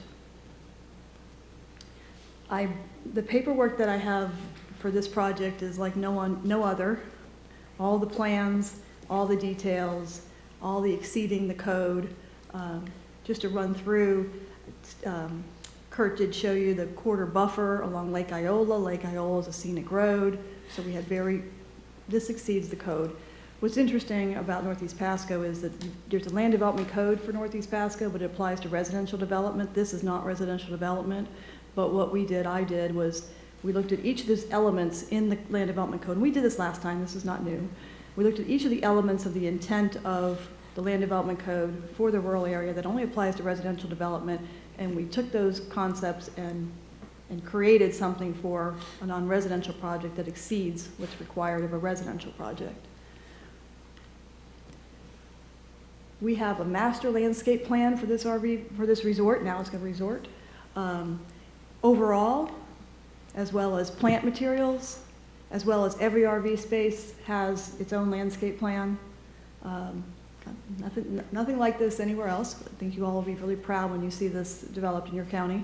I am an RVer, and I go to many RV places, and I was at one just recently for the holiday over Thanksgiving in Everglade Isles, and they had landscaping like this project will have, and it was beautiful. It was great to stay there. And you saw the bike shoulder. This was something that was put together in 2022. The plans are in now or shortly will be in for our right-of-way use permit for the turn lane improvements. We have to do a right turn lane and a left turn lane on Lake Iola, as well as this bike shoulder. We actually met with Trey Starkey, who's a biker, and that's how this was dreamed up back in 2022. So I just wanted to just tell you this, the care that went into all of the paperwork, just making sure that if we said we were going to do something, we are doing it. And we're exceeding the code, we're meeting the intent of the code, we're taking policies and things that don't even apply and bringing them to life. We've heard residents, we had a neighborhood meeting, we've heard residents ask about our entertainment. We are going to be a resort. We may have music by the pool, things that you would normally think, and I think it's unusual because when I represented Saddlebrook, we have outdoor areas and entertainment and not an issue, but here it's a question, a valid question. So we wrote a specific condition in 30G of the MPUD relative to that. Any outdoor entertainment area shall be limited to resort guests and the restaurant bar patrons only. There shall be no stage lighting that creates light spill or glare off-site. The project shall comply with Pasco County Code of Ordinances, Chapter 66, Division 2, Noise Ordinance. The other thing that we did, I met a neighbor at the neighborhood meeting who was really interested in the sheriff's office presence in this area. And so he asked if my team would go meet with the sheriff's office and see if we could do something within our resort where if the sheriff's office wanted to come do paperwork or needed to use the restroom, that we would have an area. And so my client met with the sheriff's office and they say, we can't commit that we're going to spend any particular amount of time there, but it would be helpful to have such a place. So it's not on our binding concept plan yet, but it will be before it gets to the board, because I had to work the language out with staff. We're going to add to our binding concept plan a proposed minimum 100 square foot sheriff work area and restroom in our project arrival building. So as you can imagine, as you come to a resort, there's a check-in area, especially if you have an RV, where you wait and check in. That area we will make available and have a 100 square foot work area. So if the sheriff's office does want to come by and use that, they can. So I think that's a win-win where the resort's working with the community and as well as the sheriff's office. So I want to put that on the record because I promised the resident that I would. And we'll see that specifically in the plan as it goes to the board. I'm available for questions. I have my team here. And look at that. Perfect timing. Thank you. Thank you. Any questions? All right. Is there anyone here to speak on this? We have a few individuals signed up, Mr. Chair. The first one we have signed up is a Mr. James Hoster. And then after that, we will have Miss Nancy Hazelwood. Okay. You said James? Yes, sir, James Hoster. Okay.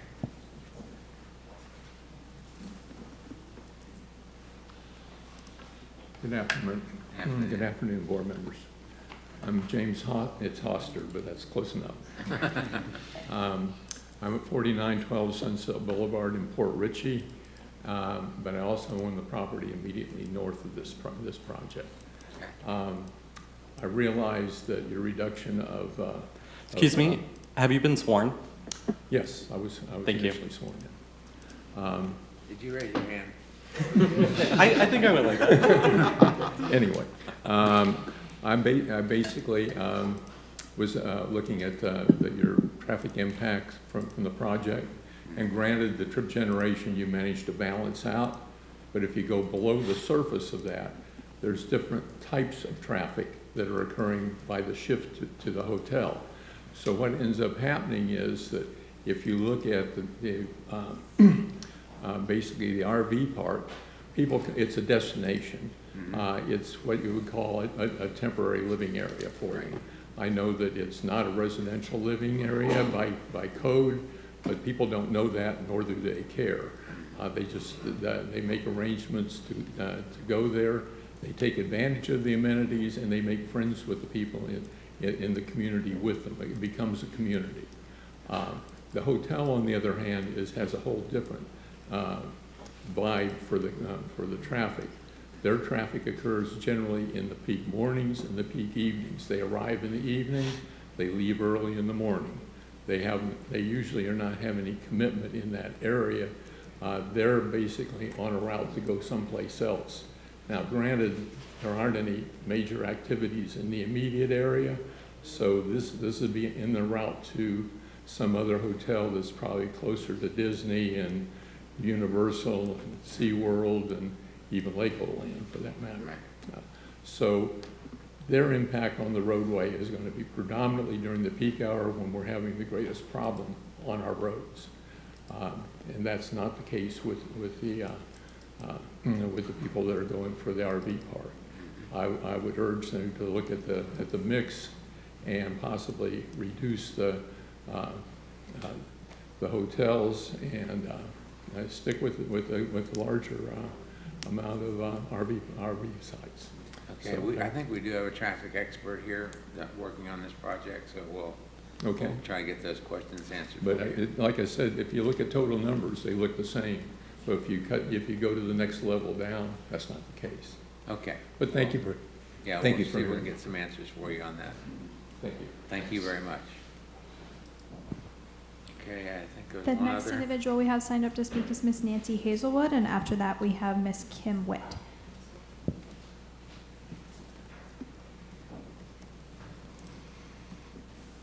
Is Miss Witt here? Miss Witt here? Kim Witt, you said? Kim? Yeah, she's in the back there. Oh, okay. Didn't see her. You want to come on up front here where you can sit and... I'm going to push a button and it's going to automatically say my name and address, right? Nancy Hazelwood, 34110 A Nice Place. I wish the standards that Ms. Wilhite was talking about exceeded the standards for the Northeast Rural Area Plan. That would be helpful. But I believe she's talking about the regular plan. So can I have Exhibit 1, the map, put up? And also I've got something I'd like y'all to receive. I think I've given it to you before, but it's what rural is, just to remind y'all. Who can take this? Motion to receive and file. Second. All in favor? Aye. Opposed, like sign? So, Exhibit 1, the map, it's got all where everything's at on it. Someone seems to miss the class on what is a rural area. I don't know, maybe the cows and horses requested a hotel. Maybe it was the owls and the bobcats. Did the community need a hotel in a rural area? Question, is the hotel going to have a pool? I believe she said it was. So with concerns about water withdrawal already in the RV park, because this will make 3 pools and a splash pad.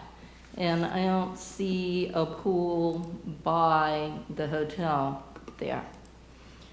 So that is one of my concerns. The major concern is the noise that might be created by an entertainment area. That's not up there either. I want to know what it looks like, how many seating area they are. Are you putting a hotel up there? Are you going to draw people in because you're going to put major bands in there? And remember that snowbird time runs from October basically to May. So every night we need entertainment for these people that are coming in.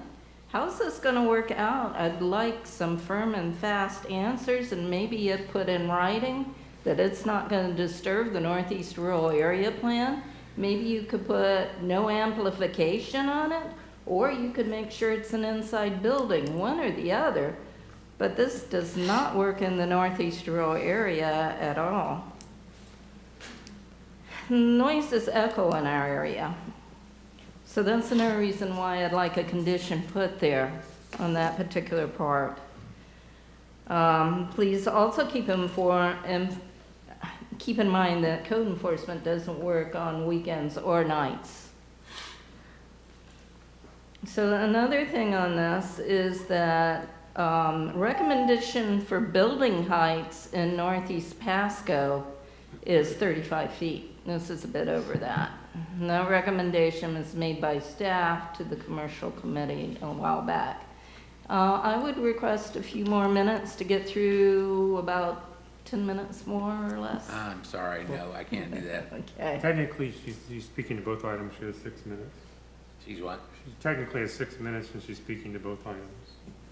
Okay. So She You have The- somebody sticking up for you up here. That's wonderful. You just lost another minute, though. Yeah. This project really adds insult to injury in the Northeast Rural Protected Area Plan. There's nothing to comply with the plan will help dismantle the Northeast Rural Area Plan in the long run. Maybe that is why this project is referencing the North Market area instead of the plan. Back when the RV park was presented the first time, I thought it was the Northeast protected area and they designed something that would fit in. I was thinking low densities, open spaces, a place that caters to equestrians with horse trails, low-key relaxing vacation. Instead, we get an RV park on steroids. The RVs are actually parked in like sardines if you take a look at it and look at the in between each RV. There is a little stand of shrubs in between from what I've seen on this.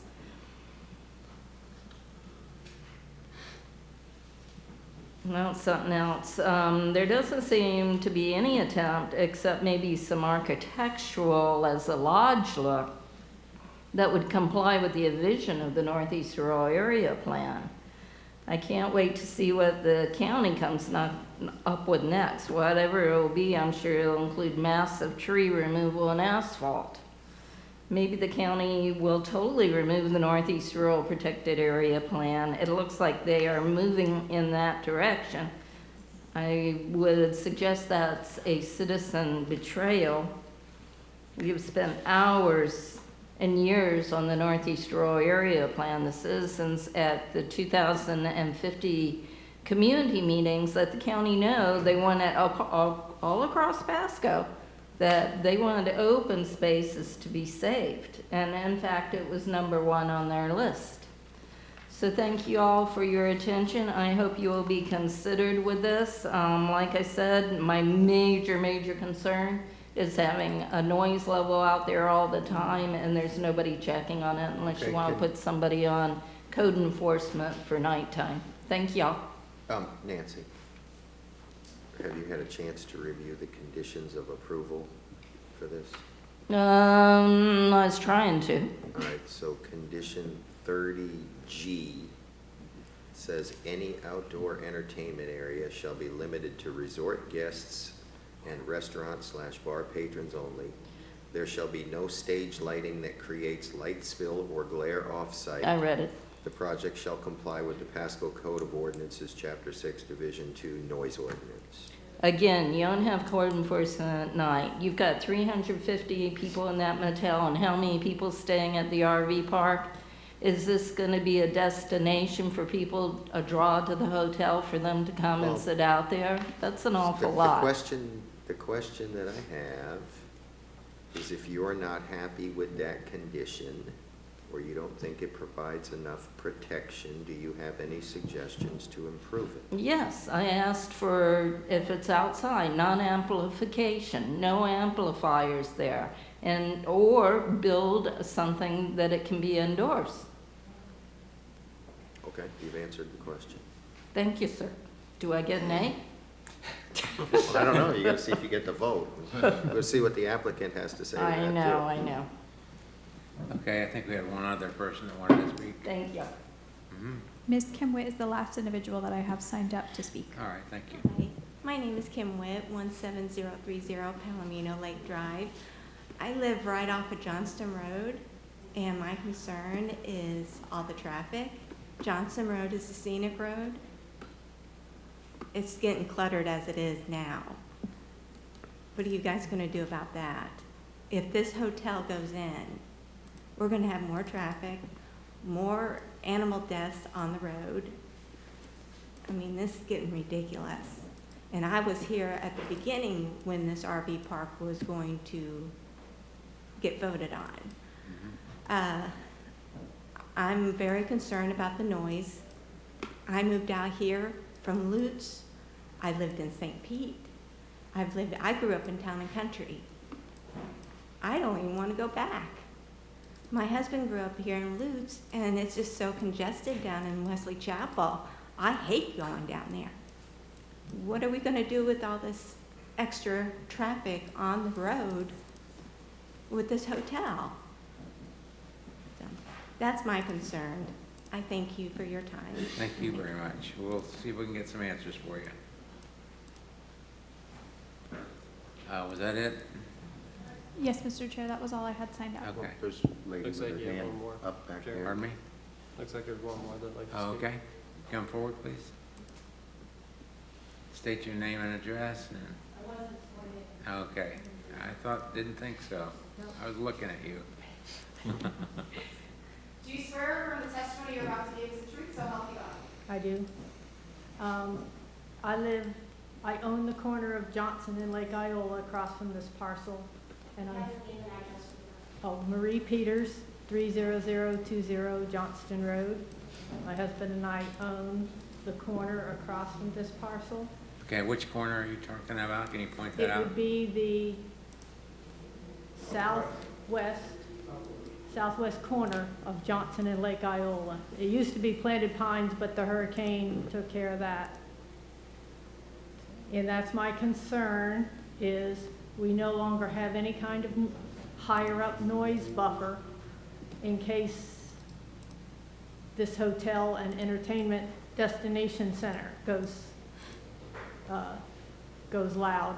But also, nobody has addressed last month's meeting for DOT that they're wanting to put in a west-east thoroughfare and dump all the traffic. That number one location was Dan Brown Hill Road down to Blanton, down to our exit there, which not everybody's going to just jump on the interstate. They're going to come down Lake Iola Road and Johnson, take them over to Bellamy and all that. So there's a lot more going on with there was a concern about the width of the lane going up towards the interstate, and rather than buy land, they just changed the rules.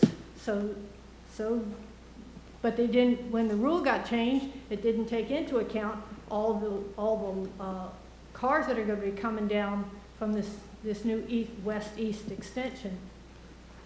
So I just think there's a lot going on. This hotel's going to generate a lot more water demand and wastewater and music. It's just not meant to be in the rural land, and yet that's what's been pushed onto us, even though we fought it from the very beginning. So that's all I have to say. Please take all of that into consideration, especially the additional automobiles that are coming in. Thank you. All right, thank you very much. Okay, was there anyone else? No, Mr. Chair, there's nobody else signed up. Somebody's had their hand up. Again, would you state your name and address, and have you been sworn? I have not been sworn. My name is Albert Ostrino. I live at 310. Go ahead and get sworn. Do you swear from the testimony you're about to give is the truth, so help you God? I did. Okay. My name is Albert Ostrino. I live at 31019 Reed Road, which is just on, if we could put that map back up. Yeah, put that up, just please. on the east side of the interstate. Okay. I do run cattle, by the way, on that property and at the end of my road on another 108 acres there. My concern is wastewater. Where's it going to go? How are they going to treat it? 250, 350 motel rooms and the RV park, I understand that.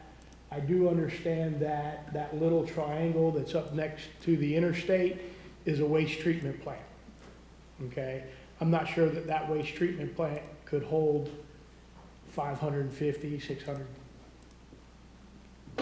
lots or rooms or whatever you want to call it. Waste. Where are they going to dump that waste from there? Something that I do see on that map on the east side of that interstate, they have it in black. That is also Lake Moody. Okay? You got the blue Lake Moody on the left-hand side of the map, but you don't have Lake Moody in blue on this right-hand side of the map. Where would that water go? We don't have city sewer or anything like that, so that waste is going to be dumped local.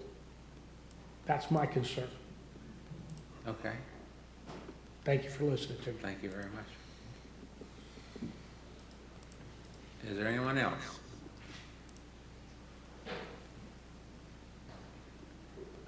see anyone?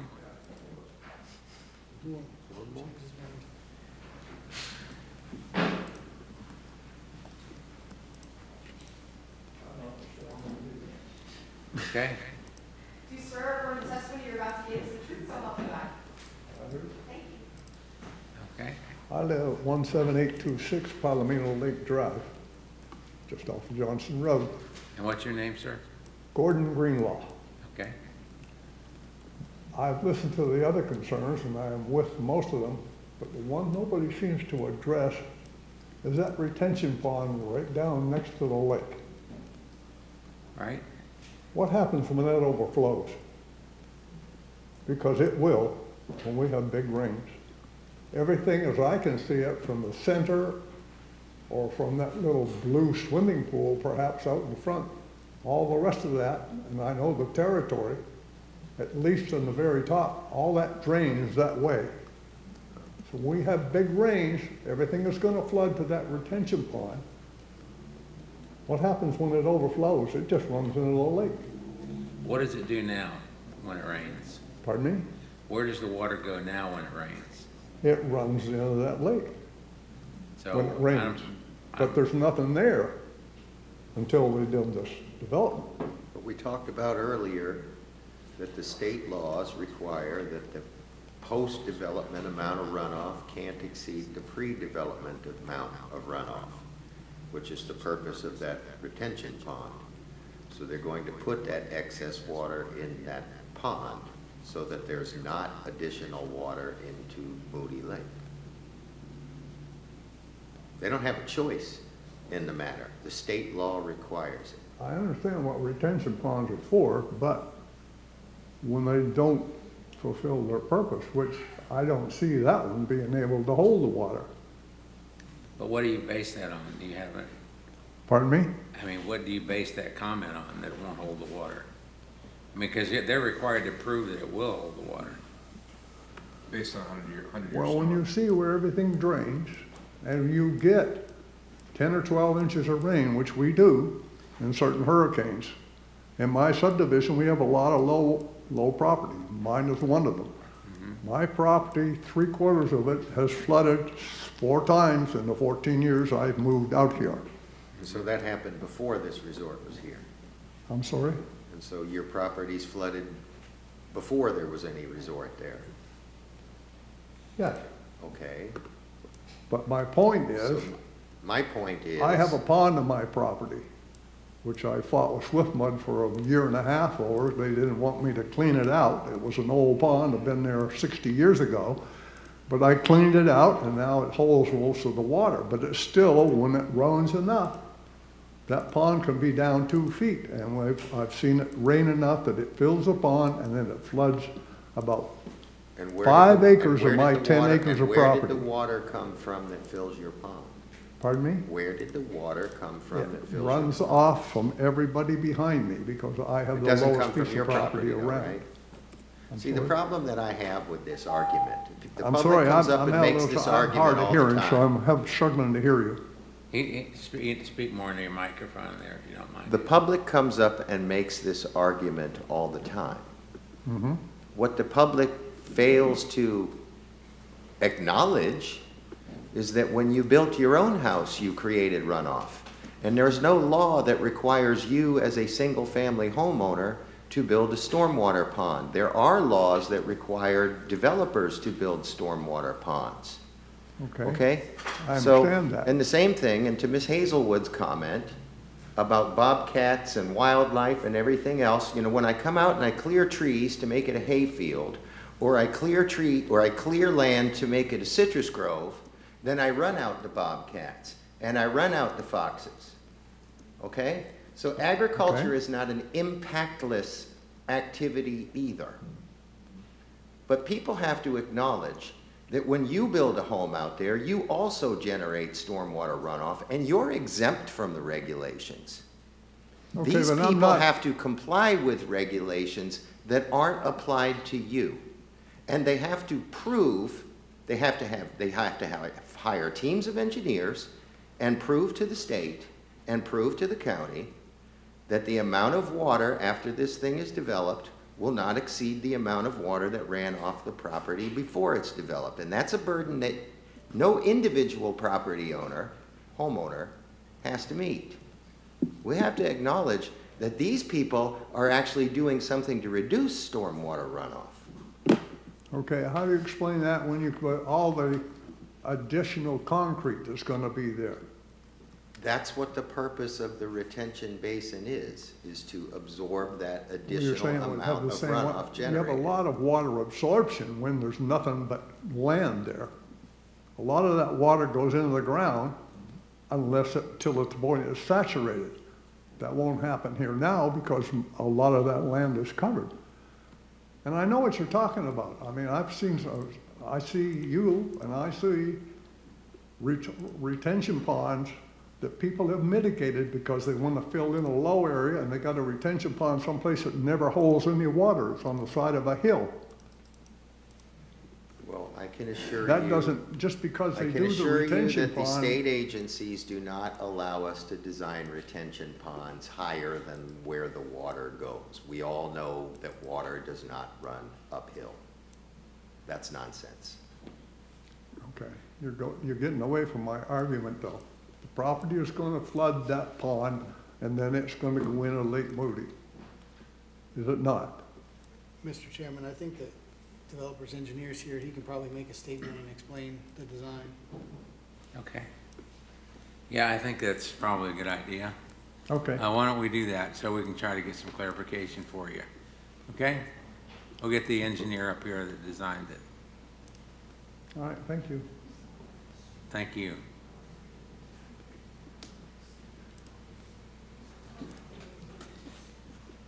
Is that all public comment?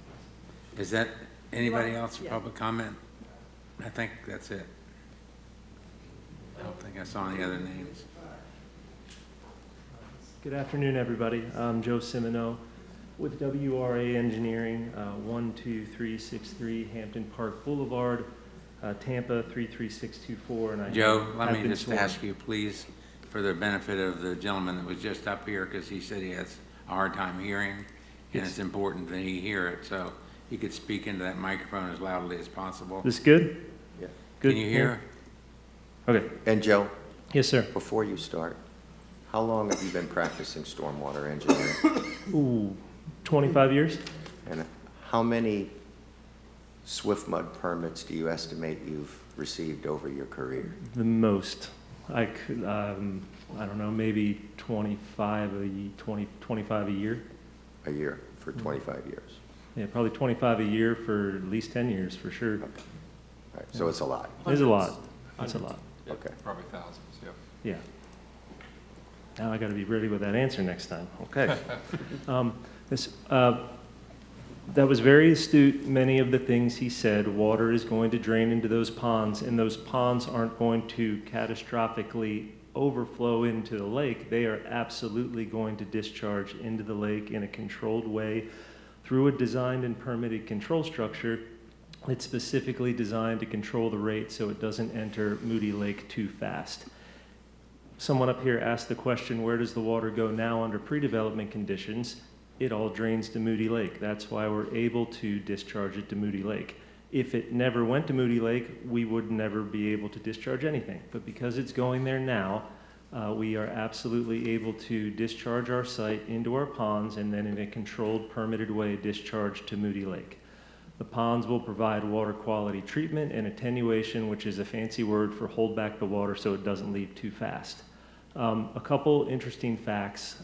Because there is so much topography on this site, it is shocking how much green space is actually on this site. There's probably 40 to maybe 50% green space on this site just because there are so many undeveloped hills just to get from one terrace down to the other. So what that means is usually on a site development like this, you end up with something like 80 to 85% impervious. This is more like 50%. It's one of the most pervious sites I've ever done that has this much density. Another fun fact, now that there's going to be a hotel, there's actually going to be more green space because we can't fill up as much of it anymore, so it's actually adding to the green space with this hotel. And if the entire site was pervious, there would be no ponds and it would drain right into Moody Lake. Because of this impervious, these ponds are specifically designed to take that difference, that delta between what is there now and what will be there when it's built. So everything you described is right. The water will go to the ponds and it will leave in a controlled, permitted way into Moody Lake. Okay. I think some of his concerns were regarding, you know, the 500-year storm versus, Right. you know, what it's designed for. So do you want to speak to that? Sure. We designed to 25-year pre-post discharge rate. I think on this one we actually designed to 100 just because it's easier to permit it that way. So it's a pre-post discharge rate holdback so that you match pre-development conditions. The 100-year storm will absolutely not overtop the bank of this lake. It will still all just dribble out of that control structure at a permitted controlled rate. Okay. And then just so that the public understands something, they hear the term 100-year storm. Mm-hmm. Okay? We're talking about a 100-year, 24-hour storm, right? 12 inches in 24 hours. And I could have that 100-year storm today. Yes. And there's nothing that says I can't have the once in 1,000-year storm tomorrow afternoon, right? Looking back at my calendar last year, yeah, that can happen. Correct. And that's what the public needs to understand about the design of stormwater systems. We cannot predict how much rain God wants to drop on us. We design to the best that we can do, and if God wants to make it rain for 40 days and 40 nights, then there's nothing else we can do except load the animals on the ark 2 by 2 and hope for the best. Because then everything gets flooded, everything gets overflowed. There's nothing you can do about it. Any other questions? That was a pretty fair explanation. Oh, Jamie, anything? No. Joe, I think there's a question about wastewater. Can you Yes. speak to that, or? Yes, I am not the wastewater engineer, but I know enough to be dangerous. And I do know a lot after working on this project for so long. I've learned a lot from the wastewater engineer. And what I can say is that there is a misconception that the wastewater treatment acts like a septic system, right? Like it goes into a storage tank and then gets distributed out into drain fields, and wastewater just leaches into the ground. That is not what happens here. There is an advanced wastewater, I'm not going to use that word because that's probably an official term. There is a wastewater treatment system here that far exceeds and advances beyond what's over at Travelers Rest, because it's going to be much newer, much more state-of-the-art, and Travelers Rest is about the same size as this. So we're going to end up with a new state-of-the-art wastewater treatment facility that treats all this wastewater. It will be permitted to do so, and then that treated, disinfected water is actually distributed to about 8 acres of drain fields, which we have because we have so much extra green space on this property. So we just happen to have, without having some dedicated, like, oh, what's that mysterious green field over there?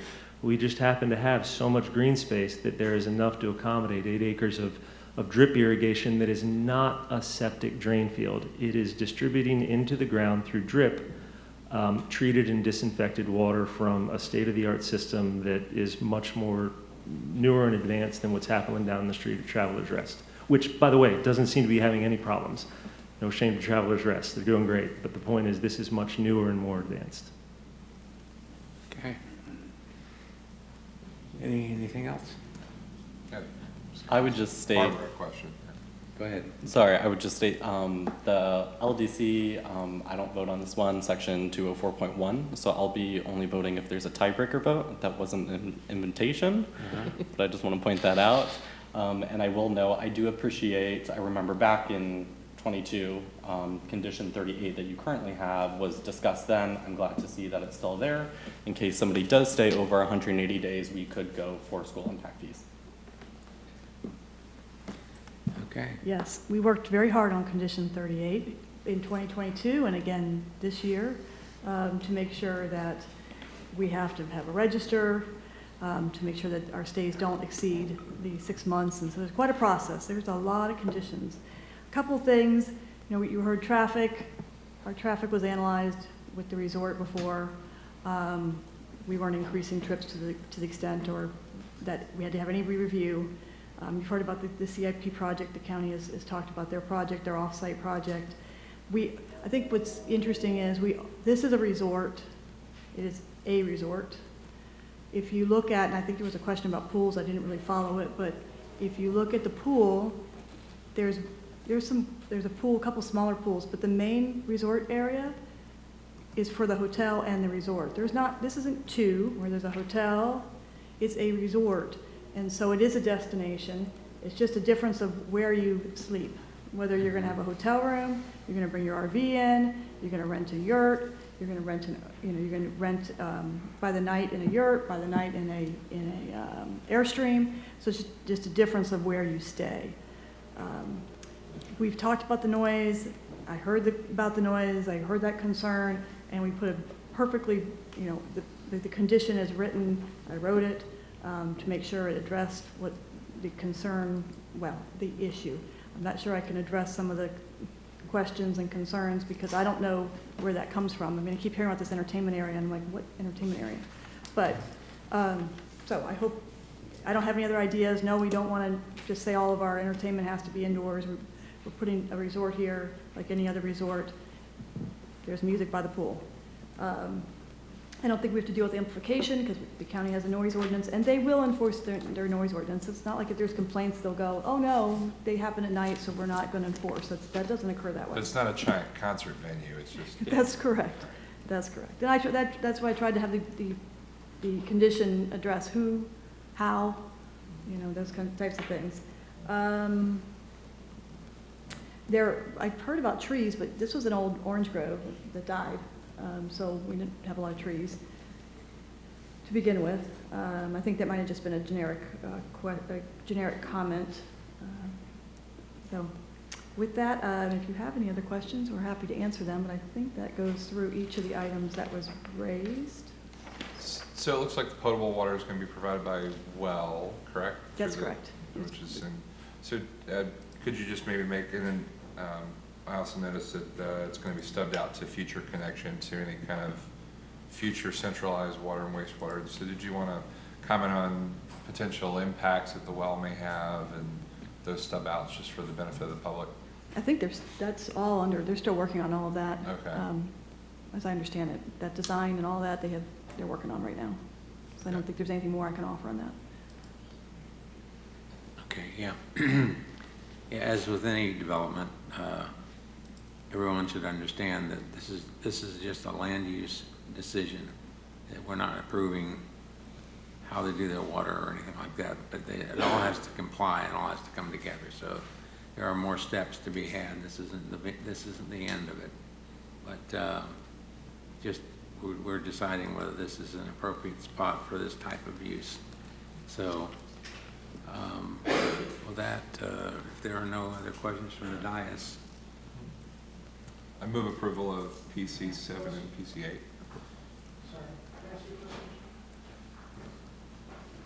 Well, we've already passed that point. So, I called it, asked for anybody to come up, and, so I closed that portion out, sorry. Unless there's anybody on the board that wants to hear a question. And I don't want to prevent that, but that's sort of out of character for what we do here. So, not having that need, I still move approval of PC 7, PC 8. okay, so we have a motion to approve. Do we need to do one at a time? Just do them one at a time. One at a time. Yeah, so, move it to Move approval PC 7. PC 7. Okay, motion to approve. Second? Second. Second. Do we have a second? Yes, Yeah, second. okay. All right, so for PC 7, we have a motion to approve. We have a second. All in favor signify by saying aye. Aye. Aye. Opposed, like sign. All right, now let's move to PC 8. Move approval of PC 8. I'll second that one. Motion seconded. All in favor signify by saying aye. Aye. Opposed, like sign. Okay. Very good. Liam, you didn't have to break any tie. I appreciate that. You were hoping for that. A little bit. I felt like I was going to be jinxed. Yeah.